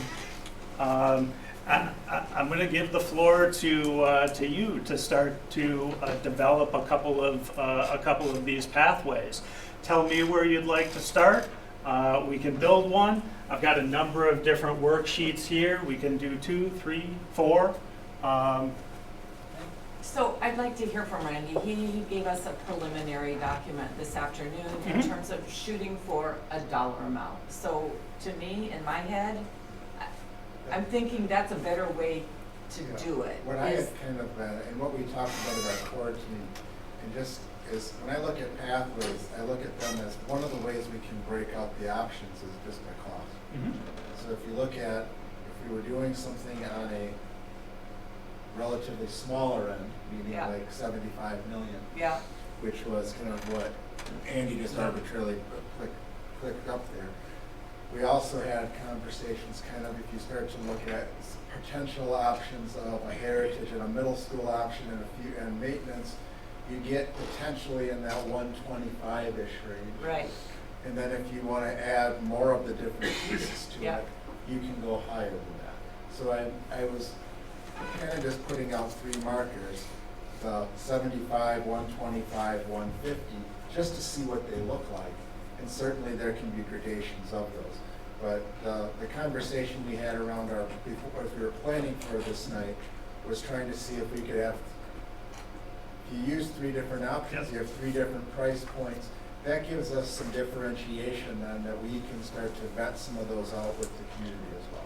It gives us what's different between those and what are some of the pieces. So this is different strategies of budgeting though, because one of them assumes this is what's in my piggy bank.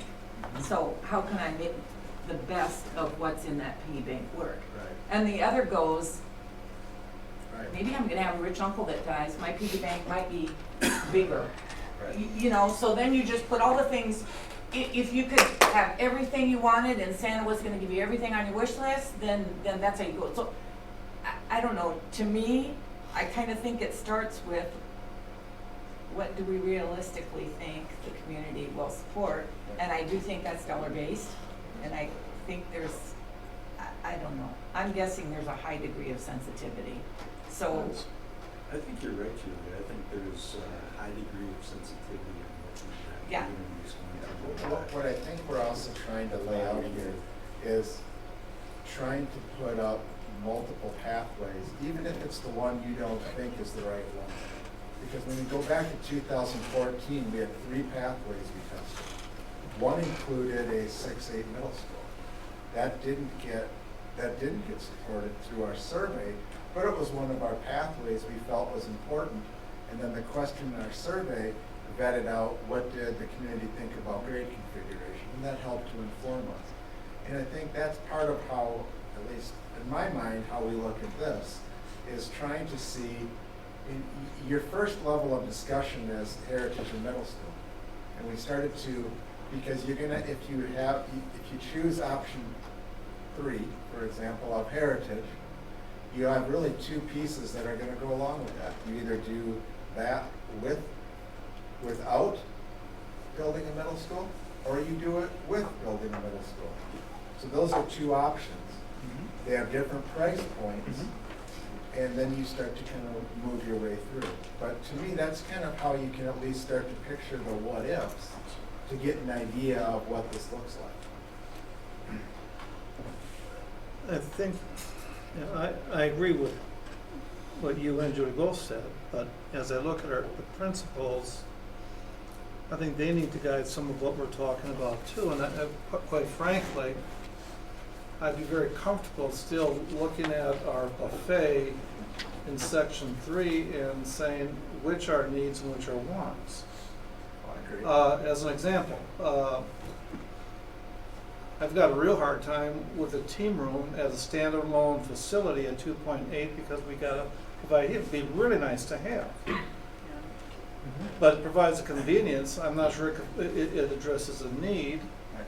And so maybe that's something that we look at when we're looking at a future construction cost, where we can add it onto part of the building versus a standalone facility. There may be other things there that too that just look like, yeah, it'd be really nice, but is that, even though they're a relatively low number item, when you start adding them together, the package blows up quite considerably. It may be a piece to start with where your big dollars are, which are here, Yeah. here, and maintenance. Yeah. Those are your 3 big ones. And then you're right, Mark, some of these, if you remember how they ended up on the sheet, they ended up as a walkthrough. Right. We stopped and talked about the bathroom at the pool. We stopped and talked about the library. We talked about the team center. But those weren't put on a priority list of 1 to 10. They were things that we saw. So I think part of, at least from my perspective, starting to build them off of different pathways here. And if there's things here that just don't resonate, you just don't think they fit at this time, they're not a high priority, we can take some of those off. Those are also items we can vet out with some of the community to see what are their desires for us to explore some of those. So that's, my take is trying to build a few different pathways that have different price points, but I wouldn't get hung up as much on the high school options. I think the bigger dollars are with Heritage Middle School and maintenance. John? I think we could kind of, in a way, go back to what we were planning originally. If you'll remember, there was the concept of doing multiple referendums or doing a single referendum. And according to, was it PMA? PMA came back and said, you're going to save a lot more money if you do one referendum than if you do multiples because of the way borrowing and everything else. But that doesn't mean we shouldn't let the community help make that decision. And that's what we're talking about here. Do we do just heritage? We have to do one that is basically just heritage, saying we're not going to do the middle school, and you do the middle school renovation, and then you can either throw in maintenance or not. That's going to be basically one option. Yeah, I think that's a great way to look at it, Dave, because when you start to look at, I don't think there's anybody around the table that disagrees at some point we need to do something with the middle school. The question is when, and how do we structure a referendum? Right. I mean, I'll straight up, I personally feel that's a bad idea because we're spending multiple millions of dollars and then later on throwing it away. I don't like that idea. Sort of like somebody asked the question of how many millions did we spend on heritage? Let's not throw away what we did, and let's not spend money to save ourselves 1 or 2 years. That seems to be another bad option. But that's my personal option. Somebody in the community may say, don't you dare have my taxes go up more than $5. And to me, that's their most important thing. I want to know that. If there's a majority that says that, we're going to have to look at that. But I'm not sure, Dave, that you're throwing money away, because quite frankly, if you decide not to do the middle school and you put the office space on there, that's not throwing it away. Possibly not. Because at the end of the day, what's going to happen is you're going to have some administration in that building. Because you're not going to have, just teachers and students in that building. Somebody's going to have to run the building. But you're right. But that's all a future thing about how the building ends up. But when you're talking about the pathways, you're still going to have to do something with that building. You can build a new middle school, but you're still going to have to put some type of office area on that building. So, and that's a discussion. That's a discussion that happens at some point. But when you're looking at pathways, one of the pathways is do heritage, but don't do a middle school. That's one pathway. Another pathway is do the middle school and don't do heritage. Leave it as it is. I don't think any of us in this room think that might be a great idea. But you know what? Maybe the public does, and we should let them tell us that. So that's a second option. And a third option is you do both. And you can do that both in obviously multiple configurations. And those seem to be the three major options. Yes, heritage, no middle school. Yes, middle school, no heritage. And then doing both in some combination are really the three potential things, except for the people who say no referendum at all. Well, There will be a percentage. But they'll do that in November.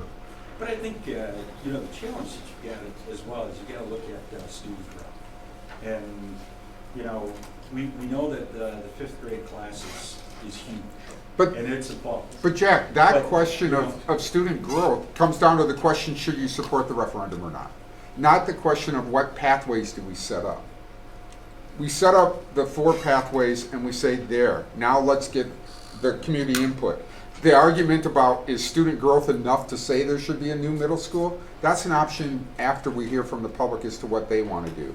That's what we have to do in the final decision to decide a referendum. And I know there'll be a huge discussion about that. But when you're setting up your pathway, your question, if we sat down now and figured that all out, we would be ruling out or ruling in the middle school. That's a final decision. That's not the decision of what do we want to hear from the public. But I think one of the things you can do is break it down into 2 referendums. You could. You could. And that's why, Because we don't have a good handle on what we're gonna do with that middle school. But that's something that's we should ask that's a public. different discussion than what pathways we That give could be to the another public. pathway. That's another Yeah, path. that's a pathway. Two-phase. That's a pathway where you vote for heritage, but you vote against the middle school. That's a pathway. It's not a I think if you decision. go back to where Dave started, I think, Andy, if you start with a pathway that's a heritage option with no middle school, let's just start there. And then you can start to build something. Now, this makes the assumption that you're doing option 3 of heritage, you're not doing a new middle school. And Andy, I see you've connected that. If you're gonna do that, you wanna build some more capacity, you do the secure entry in the classrooms Yep. as was kind of articulated. And then you've also clicked into the maintenance. So if you did that, you're generally, what's your number that you came up with? You're around 74, 75, Yep. yeah, there's 73. That's kind of a Do you want, with that option, I would really advocate for the welding and the shop renovations. They seem to be necessary. Right. I mean, if you look at the ones in the high school, the things that I would articulate that I view as a high need, I think the piece with the pool, Yep. I don't know where I see that. The changing room. The changing room. The changing room, the labs and Yeah, to me, that's an and the important one welding. for us to do from a community and a service standpoint. Yep. And then the other piece that I do think is it's a conversation, is the LMTC furniture. I think that's a high number there, but I think that those are some things that have been resonating through as far as trying to make instructional impacts for kids. Those are the areas that I think are some of your highest needs. I think you wanna upgrade the old auditorium as well. The what? The what? The high school old auditorium. I thought we No, they heard don't that want basically The the teachers music didn't and want stuff needs a performance So space the still. costing there was to make it a large group Yeah, instruction. not to just renovate it, yes. Oh. So it'd be less than what that is. So that number, if I recall, was to actually kind of flatten the floor out and make it into a large group area. And I think and I do believe we do need a performance space and our conversations with the music departments, that probably needs to be a modified number. I would argue the high school large group instruction space though should be included. We have a dead space sitting in the middle of the high school that we could do a lot better with. So, if we're gonna choose whether it's option, let's just say option 3 for heritage, again, what impact does that have on the maintenance? About 3 million? Option 3. Option 3? Maybe that 5 million number from the maintenance. So, the 24 includes 5 million's worth of work at heritage. 24 is without heritage. Yeah, 24 has no heritage Heritage numbers all account for the maintenance piece. Oh, okay, so there's nothing So more. they're in that price. Still doing all For right. Okay. $2 million, you'd probably go to option 4. I certainly I guess my, disagree. well, so my And I que- disagree. Okay, so my question about this is, how much does it cost us long-term to go with 3 instead of 4? Like, is there efficiencies, utility costs, everything else that you can be much more efficient? If you spend $2 million, 2.5 at this point, are you saving that in the long term by just demolishing the whole thing and starting fresh? Because you have to count From a the field mechanical stuff. perspective, Mike, option 3 is all new geothermal system. So for Do the mechanical- entire footprint. And so if you look at your utility side of things, it's probably a wash Right. because we're pretty much redoing lights and mechanical system. From a building envelope, you know, we do have money in there to tuck point and do stuff to the windows and the portion that's staying. Okay. But you're not gonna have the same insulator value as you would in a new construction building. I will say, for me, from a construction point, between 3 and 4, the reason I like 3 over 4 isn't the fact that it's a new school, it's the footprint it puts on the lot. If you look at the footprint 4 puts on the lot, you have so much dead space sitting in front of that school that can't be used for practically anything other than a circular parking lot. And if you keep that heritage building towards the front of the lot and turn it, you got all that area of the old building that has become useful for something. Whether we put a football field on it, whether we put an admin building on it, fleet building, something. But if you do the new building, because of how we're doing the construction and then the tear down, you threw the building right into the middle of the whole green space. And it's just like, great, what little can you do in front and behind it? Andy, can you bring the presentation Yep. up and just flip to sort of the multiple No, options because you right can't there? do it with keeping the old building up and running while you're building. 4 was easier for me to throw out than 3. Both from the overall cost standpoint and Dave's footprint ideas. And I also like, 3, Chris? I like the layout. So evaluating Yeah. these, the usable, and I think this gets into the question you had earlier. You know, if you do this one here, you still have a considerable field area in the back which wraps around. You can look about how your playground changes potentially there. Keep in mind that if you decide to bring bus circulation onto the site, that's going to change this world here.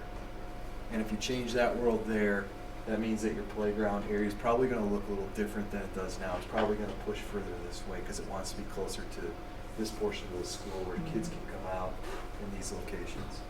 And then you've got that chunk there, right? This is not all that usable depending on how this whole world gets developed. And remember, there's also a lot of topography here, so it's kind of challenging. Now go to option 4.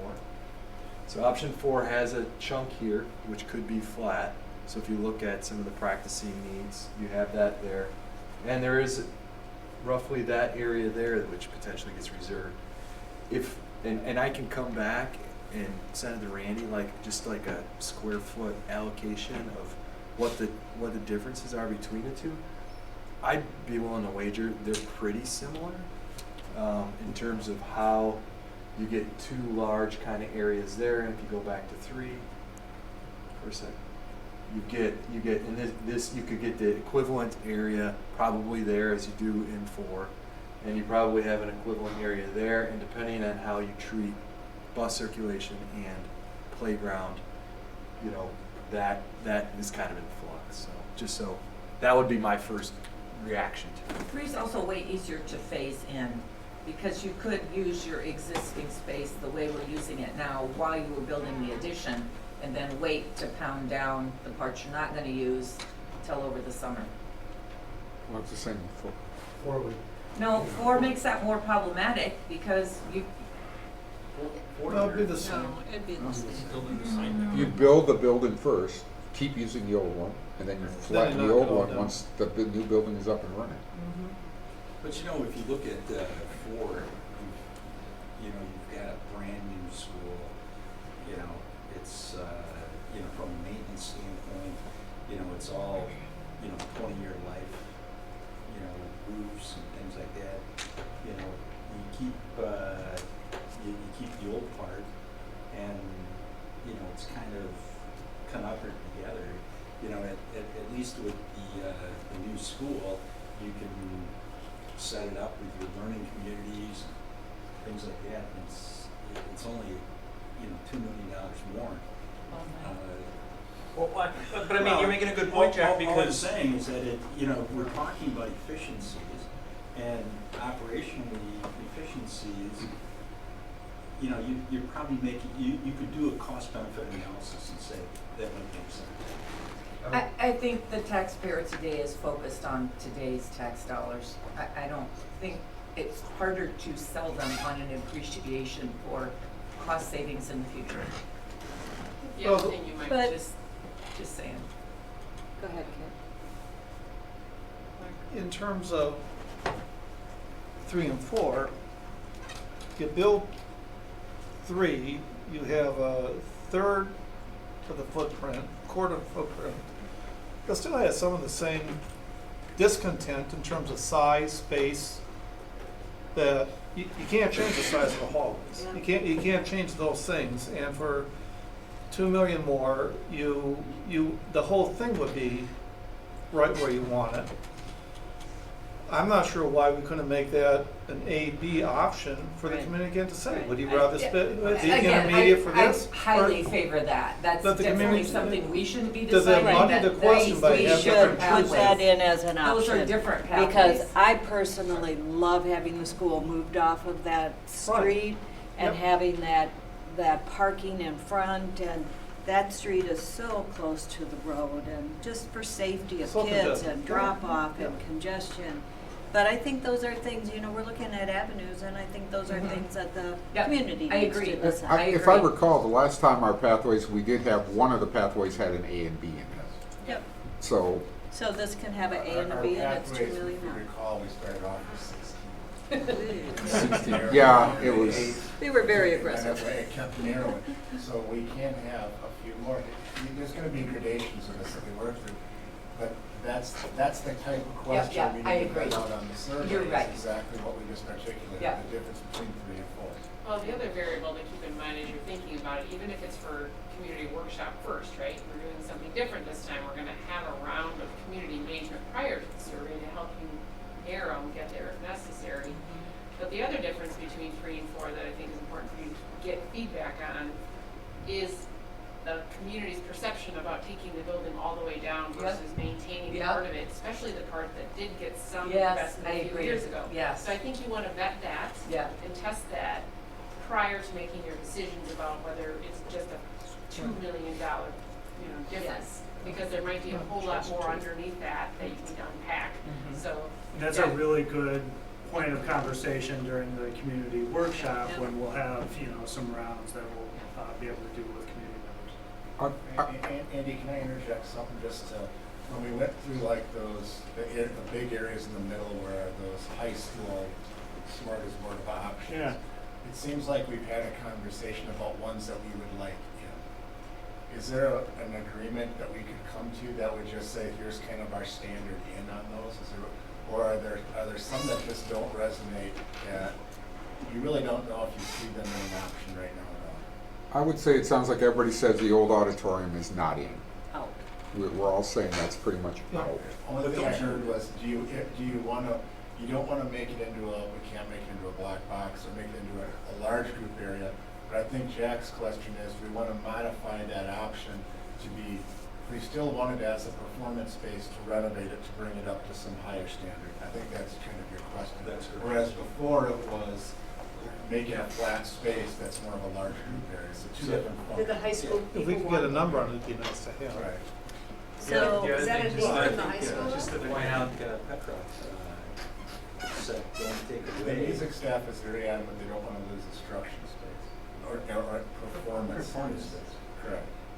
And so we'd actually like more performance space, and I'm not sure that's the piece where we're at right now, so. But if you upgraded it, a little bit so that, the walls look good and, maybe upgrade the seating. Not quite as dark and dank looking, is it? Yeah, you could make it more. the seating was really updated, So something of that too long. nature. I think it looks nice.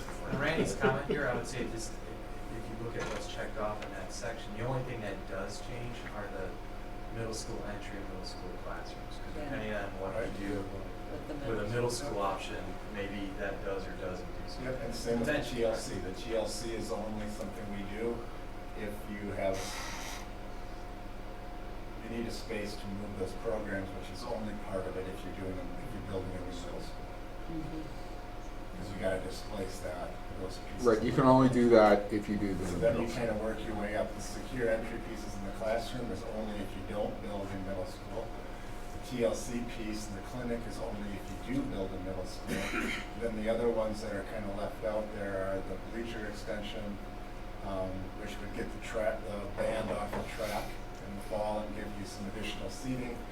And then the team room, which was the item which was kind of a larger ticket item that was out in front of the Warrior Stadium.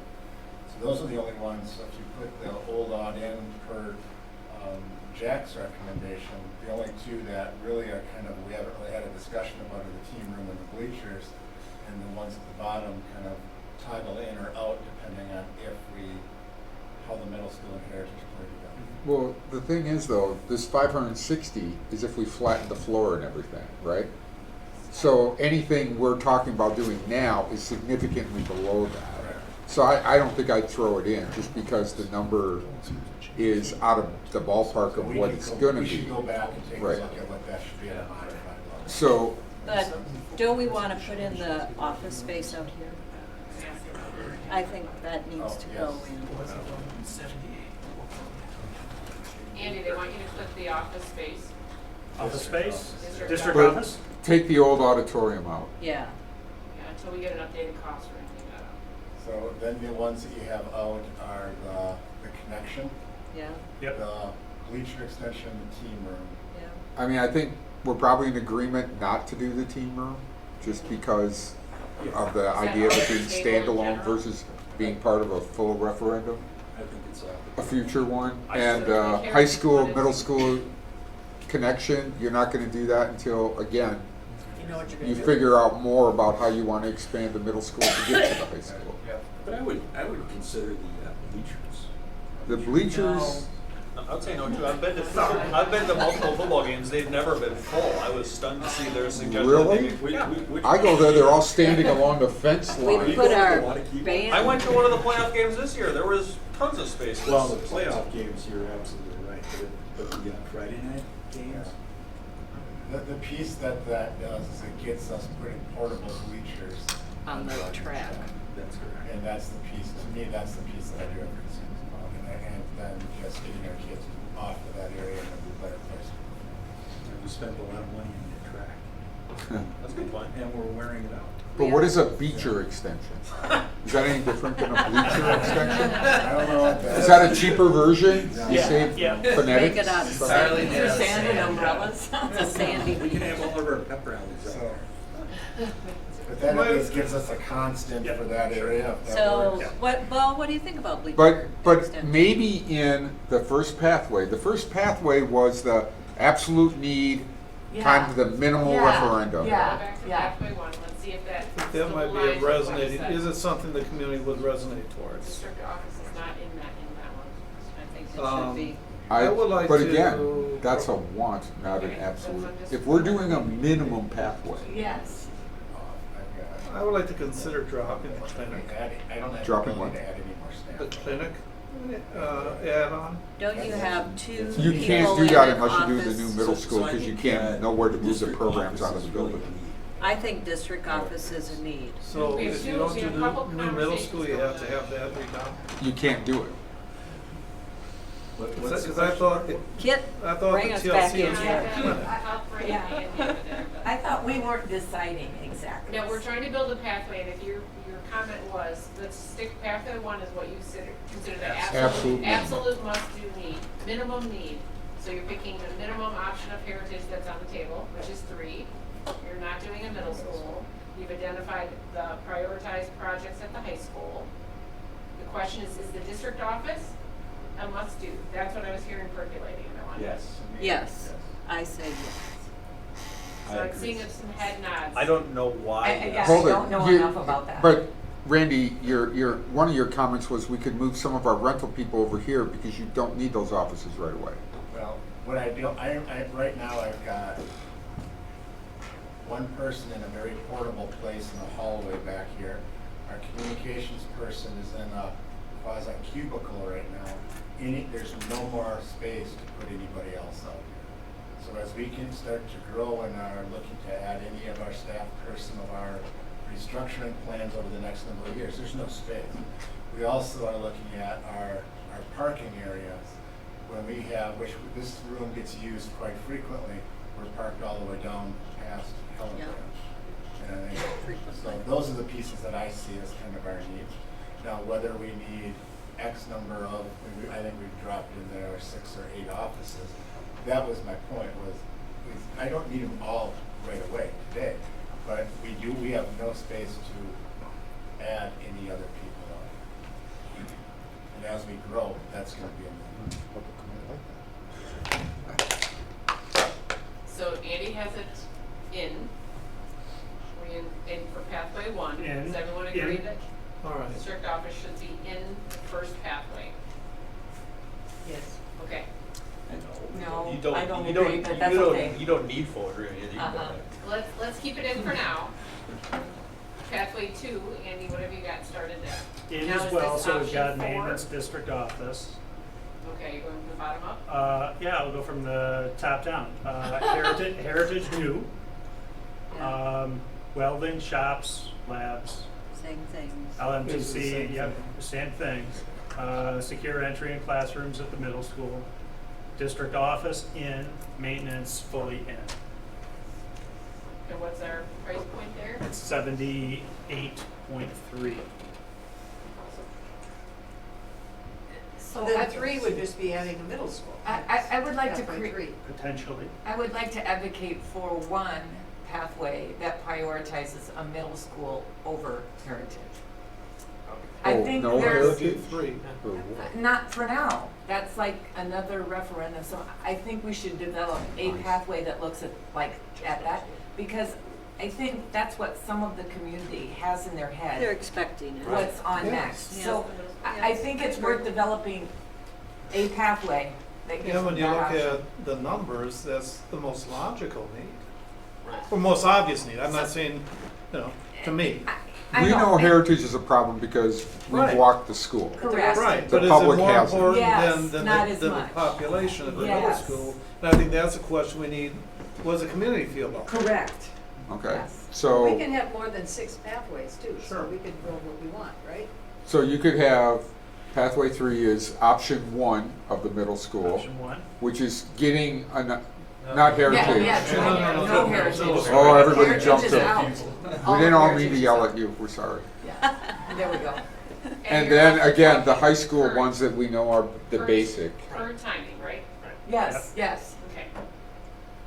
Welding in, shops, Furniture. library, LGI, Yeah, family, no team. and we're here and No, here. no, No. no, no, you don't need that. Oh, yeah, we don't need that. But the But TLC, now we need a yes. TLC you need.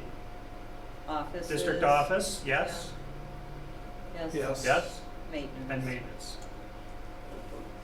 So that's gonna be at 94 plus, since we didn't choose a heritage option, you would have to add in 5 million because of the maintenance at heritage. So that's just something to keep in mind as where that would fit. Well, when you're talking the maintenance and the full maintenance thing of 24, you're using the spreadsheet, we can probably find a way to get that 24 down by 5 million and put the heritage 5 million in. I don't think that's, It's gonna be killer. released out that you can branch it up and down. Okay, so what's Okay. pathway 4 then? pathway 4, Heritage and middle school. heritage Heritage and the and- middle school. Mhm. And where are we landing at Heritage? Three. I think we Three. keep them close together as 3. Maybe 2 options again, one with 3 and one with 4. Okay. Yeah, sure, Yeah, sure. 1, 3, 1, 4. So we have a pathway 4 and 5. Option 1? You know, does anyone see a reason to build the middle school in option 2? I don't. We didn't have any discussion. We did the same thing with the intermediate school, with the idea that, our reason for building the middle school is capacity. We can hit a capacity that will last us for at least 10 to 15 years, Right. and a future referendum can expand the middle Right. school. You don't need 1,000 Yeah. We don't need 1,000 capacity school, it's gonna look half. So good, we're agreeing on another thing we can take off the table. I think we can take option That would be 2 for the awesome. middle So school. if we all agree, we're taking option 2 of the. Two off the table? Yeah, Yeah. but that doesn't mean we shouldn't tell the community, We'll tell show them. them our full menu. Well, you know tell what I them mean? there's Just room say for these are now future off the expansion. table. Oh, yeah, part of the story is how did we get to where we are tonight? Right. The story of where we are. So, the high school, new middle school option 2 is off the table. Okay, then we have to do The high school stuff. the high school stuff again. Same scope as Well-being. Yeah. Yeah. before, okay? Yep. I guess one of the things, you know, I don't want to lose sight of the old auditorium, just putting new finishes on it, just to make it look better than what it is. Yeah, but that wouldn't be much more than $100 grand, We'll talk just to to these guys, it's redo the like wall 300,000. surfaces in there. What? Talk to these guys, it's 300,000. Take out Well, 0.5. that's a total restructuring. Where was that? Different renovation at the old. Oh, the old audit, that's gonna, the big things there's gonna be, are you gonna be doing seats or not? Are you gonna do any AV, lighting? AV and lighting can quickly Stage start. curtains? There's some specialties in our auditorium that could, but if it's just the finishes, there's, that's definitely. We can take a look and give us. So if we can look at the space, we'll at least define. What we'll do is, once we get these built, we'll bring these back so you can see them. And then So- we'll also kind of add, we'll get some additional information on there. Because there's some economies of scale on the menu item in high school, if we know, okay, it's these 5, we've now looked at them as all individual values. Ah, thank you, good point.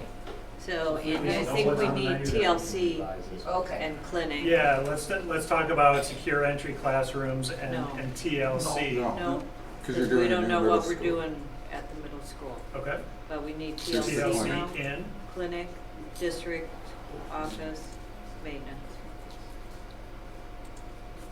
140. Whoa. That's Huh? Is it? But it's an option. Yeah, it is an option. No, I think, How people respond to It's that. important for them to respond. that's right. See, this is something I've talked only a little bit with Randy about.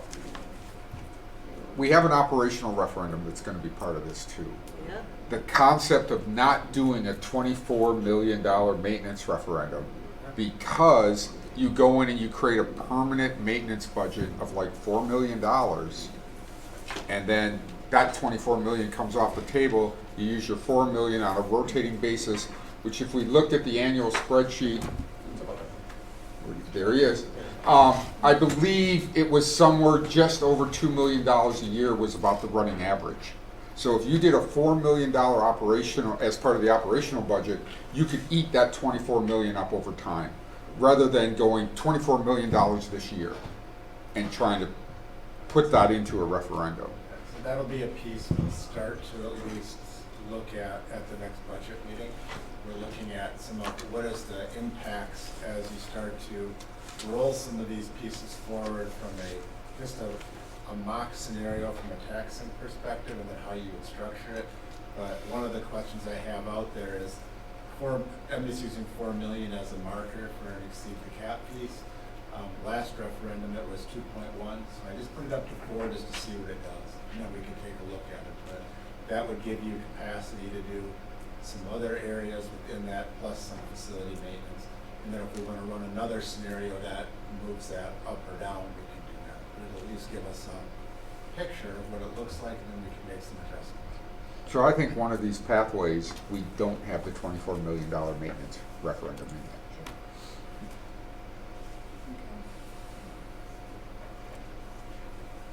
So Yeah, everything five but would be the the same five. thing, but we do option 4 instead. so option 4 here, Yeah. here, In the high school stuff. same scope at the high school, Clinic TLC, clinic, office, And then- and maintenance. and put maintenance in. In? And then we, Well, yeah. yeah, okay? and then we do a 6 where we keep maintenance on. 4 was the option 3 at Heritage. Three Was is middle school and Middle school. Yeah, Sorry. no heritage. Heritage. Yep. Okay, so the assumption is, if I'm right, for choosing pathways 1, 2, or 3, we're looking at a 2-phase referendum. Year 1 would be for that Correct. phase, Right, and then right. whatever building we're not selecting would Right. be, Within another, A what, new 5 to referendum. 10 No, years? it's one referendum because you don't have to spend your Yes, money it's for one 5 referendum, years. but you do need to plant that seed. You spend your money over time. but we didn't no, cost it but that not way. We one, cost two, it and with one three. There's no facility. reason to have one referendum and say you're gonna build in 8 years. You No. could- You know, you could. Not in 8 Well, you years. can't. You gotta spend it in 8 years. Five. With Five. 5. Is it 5 or 8? Five. Start from when you borrow, and when you borrow it, you have 5 years. Yeah. No. But I thought When you that have would a be referendum more the, approval, wouldn't it's that be 5 years. pathways 5 or And then 6? when you borrow, you have to spend it in 3. Thank you. So there's That's a how you difference, get just to to be clear. Right. Your authority to borrow the funds is good for up to 5 years. Up to 5 years. And then when you And then take if the you money, you borrow have in to year spend it in 5, 3. Yep, If you borrow in year 5, you got 3 years to spend. Correct. true. Right, but Right. True. the tax effect is within 5 years. And Yes. then you have to look at how you're gonna structure your borrowings, if you can do them all at once, or you can break them out over different borrowings. And that's where PMA's strategy early on was to help you think about minimizing the borrowing costs Right. associated. But that applies to 5 and 6, not So 1, those 2, are all 3. strategies that layer on once you have a better sense of your pathway. But any It's of just a the, question of when you do the construction. any of the pathways that focus on only heritage or only a new middle school does develop a pathway that you will have another referendum. Within a couple For of years. whatever that Right, opposite exactly. building is. Yes. Yes. Right. Okay. Yeah, So 1, 2, that- and 3 that needs to be imply a Clear third to the referendum. public, that's right. So, Just to so give there's- you a kind of a point of reference, if you look at the middle school section and you look at the escalation line, so new middle school option 1, 2025. Oh, perfect. That line is essentially if you went in 2024 at the next presidential, you have Uh-huh. a year of design and construction Yep. starts in 2025. Yep. That's kind of a realistic thought of what that might look But that's what that costs. So when- I think those numbers are pretty conservative. So no, in got it. a weird way, when we put out pathway 1 and 2, we have to put in that there will be another referendum 1A within Or 3 to 5 Yes. years B. that will have a middle school at this cost. Yep, Correct. So in a weird way, pathway 1 and 2, Have you to have be to show presented two as two referendums pieces, yes. and say what your total Well, cost 3 is. you do too, for the cost of the elementary. Yeah, So we need 1A, 1B, 1A, 1B, 2A, 2B. yeah. Well, it gets no. really hard for the community to understand. It's Okay. pathway 1 is 2 referendums, Okay. here they are. Okay, Pathway 2 is 2 referendums, here they are. Pathway 3 is 2 referendums, here they are. Pathway 4 and 5, 1 referendum, here it is. okay. And include Okay, the cost savings on the loan by doing it that Yes. way. right. Right. Yeah, that's getting pretty Yeah, technical. that gets But pretty detailed. that's very difficult. I'm not sure because, I'd you put know, in the you know, cost savings of the referendum.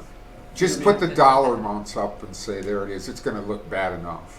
You know, because at Well, I the end mean, of the you're day, seeing a when 20% you- increase in cost. You know, here you go. You can have it in 2 referendums at 4 years apart, but you're gonna pay 20% more for the second referendum. But what you're You doing is, have to go do the entire process again. Yes. That too. So it's more than that. And then the fun is what happens when the second referendum fails. Now what do That's you part do? of what you wanna flesh out, people's approach to that. Yep. And that's a mindset, some people are like, get it done here, These community and others are workshops take it and one step at a surveys time, will and that's something that we need to know. do you have what you need? I don't know if we have. So, yeah, I've got a question about the maintenance. We talked a little bit about the $24 million for maintenance. Is ultimately that another pathway dialing that down a little bit? Or is that a decision that the facilities committee Yeah. kind of chews Yeah. on? I think we makes a gotta make that recommendation to the decision, board? and Yeah. that should be happening next week. Okay. I would recommend that if you You can should show up. keep a few of those variables consistent, like the district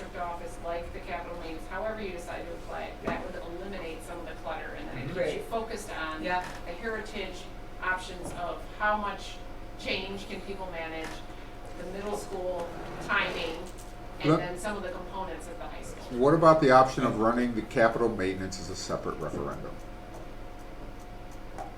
Was that, is rolling that into operating? No, roll it as a separate So 3 standalone questions? Can't have referendum. 3 Can't have questions. three You questions. can only have 2 on a ballot now. So I think That's with the right. high school, Then we've we will. decided, Thank you. every one of these options on the high school Are the same. are the same. Yeah. So the high school, I think we've decided, this is the way we're gonna go. We've decided on the district office throughout all of these, so that's, so the variable really is just whether you're gonna build a elementary school or middle school. or Yes. both. Or both. Yes, Okay. yes, That's right. perfect, yes. I guess one thing I would suggest, because you've been so consistent about the high school pieces, do you feel the need to go to the community with each of those individual No, No, components? I mean, you might be able to roll that into one instructional-based project that that's has correct. Yes. still articulated as welding Yeah. shop, you know, blah, blah, blah, and that tightens that That's up. correct. And It's we had, very- yeah, we had originally Would be, articulated that as kind of like the academic core of Yeah. the high school. Yeah. Putting that It might together help you is chunk it much a more, little bit yeah, more easy to tangible. understand. But somehow we should keep track of this list, because Oh, sure. obviously as there's, What, the I comms think in person terms is of trying to get to a board, one-pager. Yeah, I know. I see that. But when you go out to the community, you're absolutely right, because they're gonna say, well, why the hell do you need a new welding area? Yeah. And they We don't understand. typically ask for every individual Right. space to be. That's So correct. just Correct. high school renovations. We articulate the need behind those spaces and the work that will be done, but we bundle them into high school renovations and instructional Perfect. area improvements. yes, right. So is there anything else that I would say you've got here that we're missing, that you feel like you would want the community to tell you? That would, I mean, we just essentially tapped out at about 100 and, what was the top on 5? 142. Okay. Is there something missing that we need to have here? Larger music rooms, but, hey, if you, put that office area on the, let's say, you've got the, office area on the middle school. Is there a second floor that you could put on that office area and put the, music room? There is already upstairs above that office. Oh, the new No, office. The new The office. new office, could you put a second floor on there and just, build that out as kind of a music room? It's gonna raise the price. It's, music, Yeah. music rooms typically are pretty big volume places. So think of a 2-story on top of 1-story. It'll begin to get pretty large, probably be taller than your. Is that a 20-foot ceiling in the music room? Yeah, orchestra for that size, you're probably looking at an 18 to 20 foot clear and structure on top of it, stuff like that. So, is it possible? Yeah, but it gets a little Is big. it practical? Excellent. Okay, We whittled down enough. I think what we whittled down is far enough, and now we'll put these into a format so we can review them and get back to you. Yep. So you can see. okay, so motion to adjourn? So moved. All in favor? I'm All in pulling favor? Mike and Keith. Aye. Aye. Thank you very much. This was great. Okay, you got 2 seconds?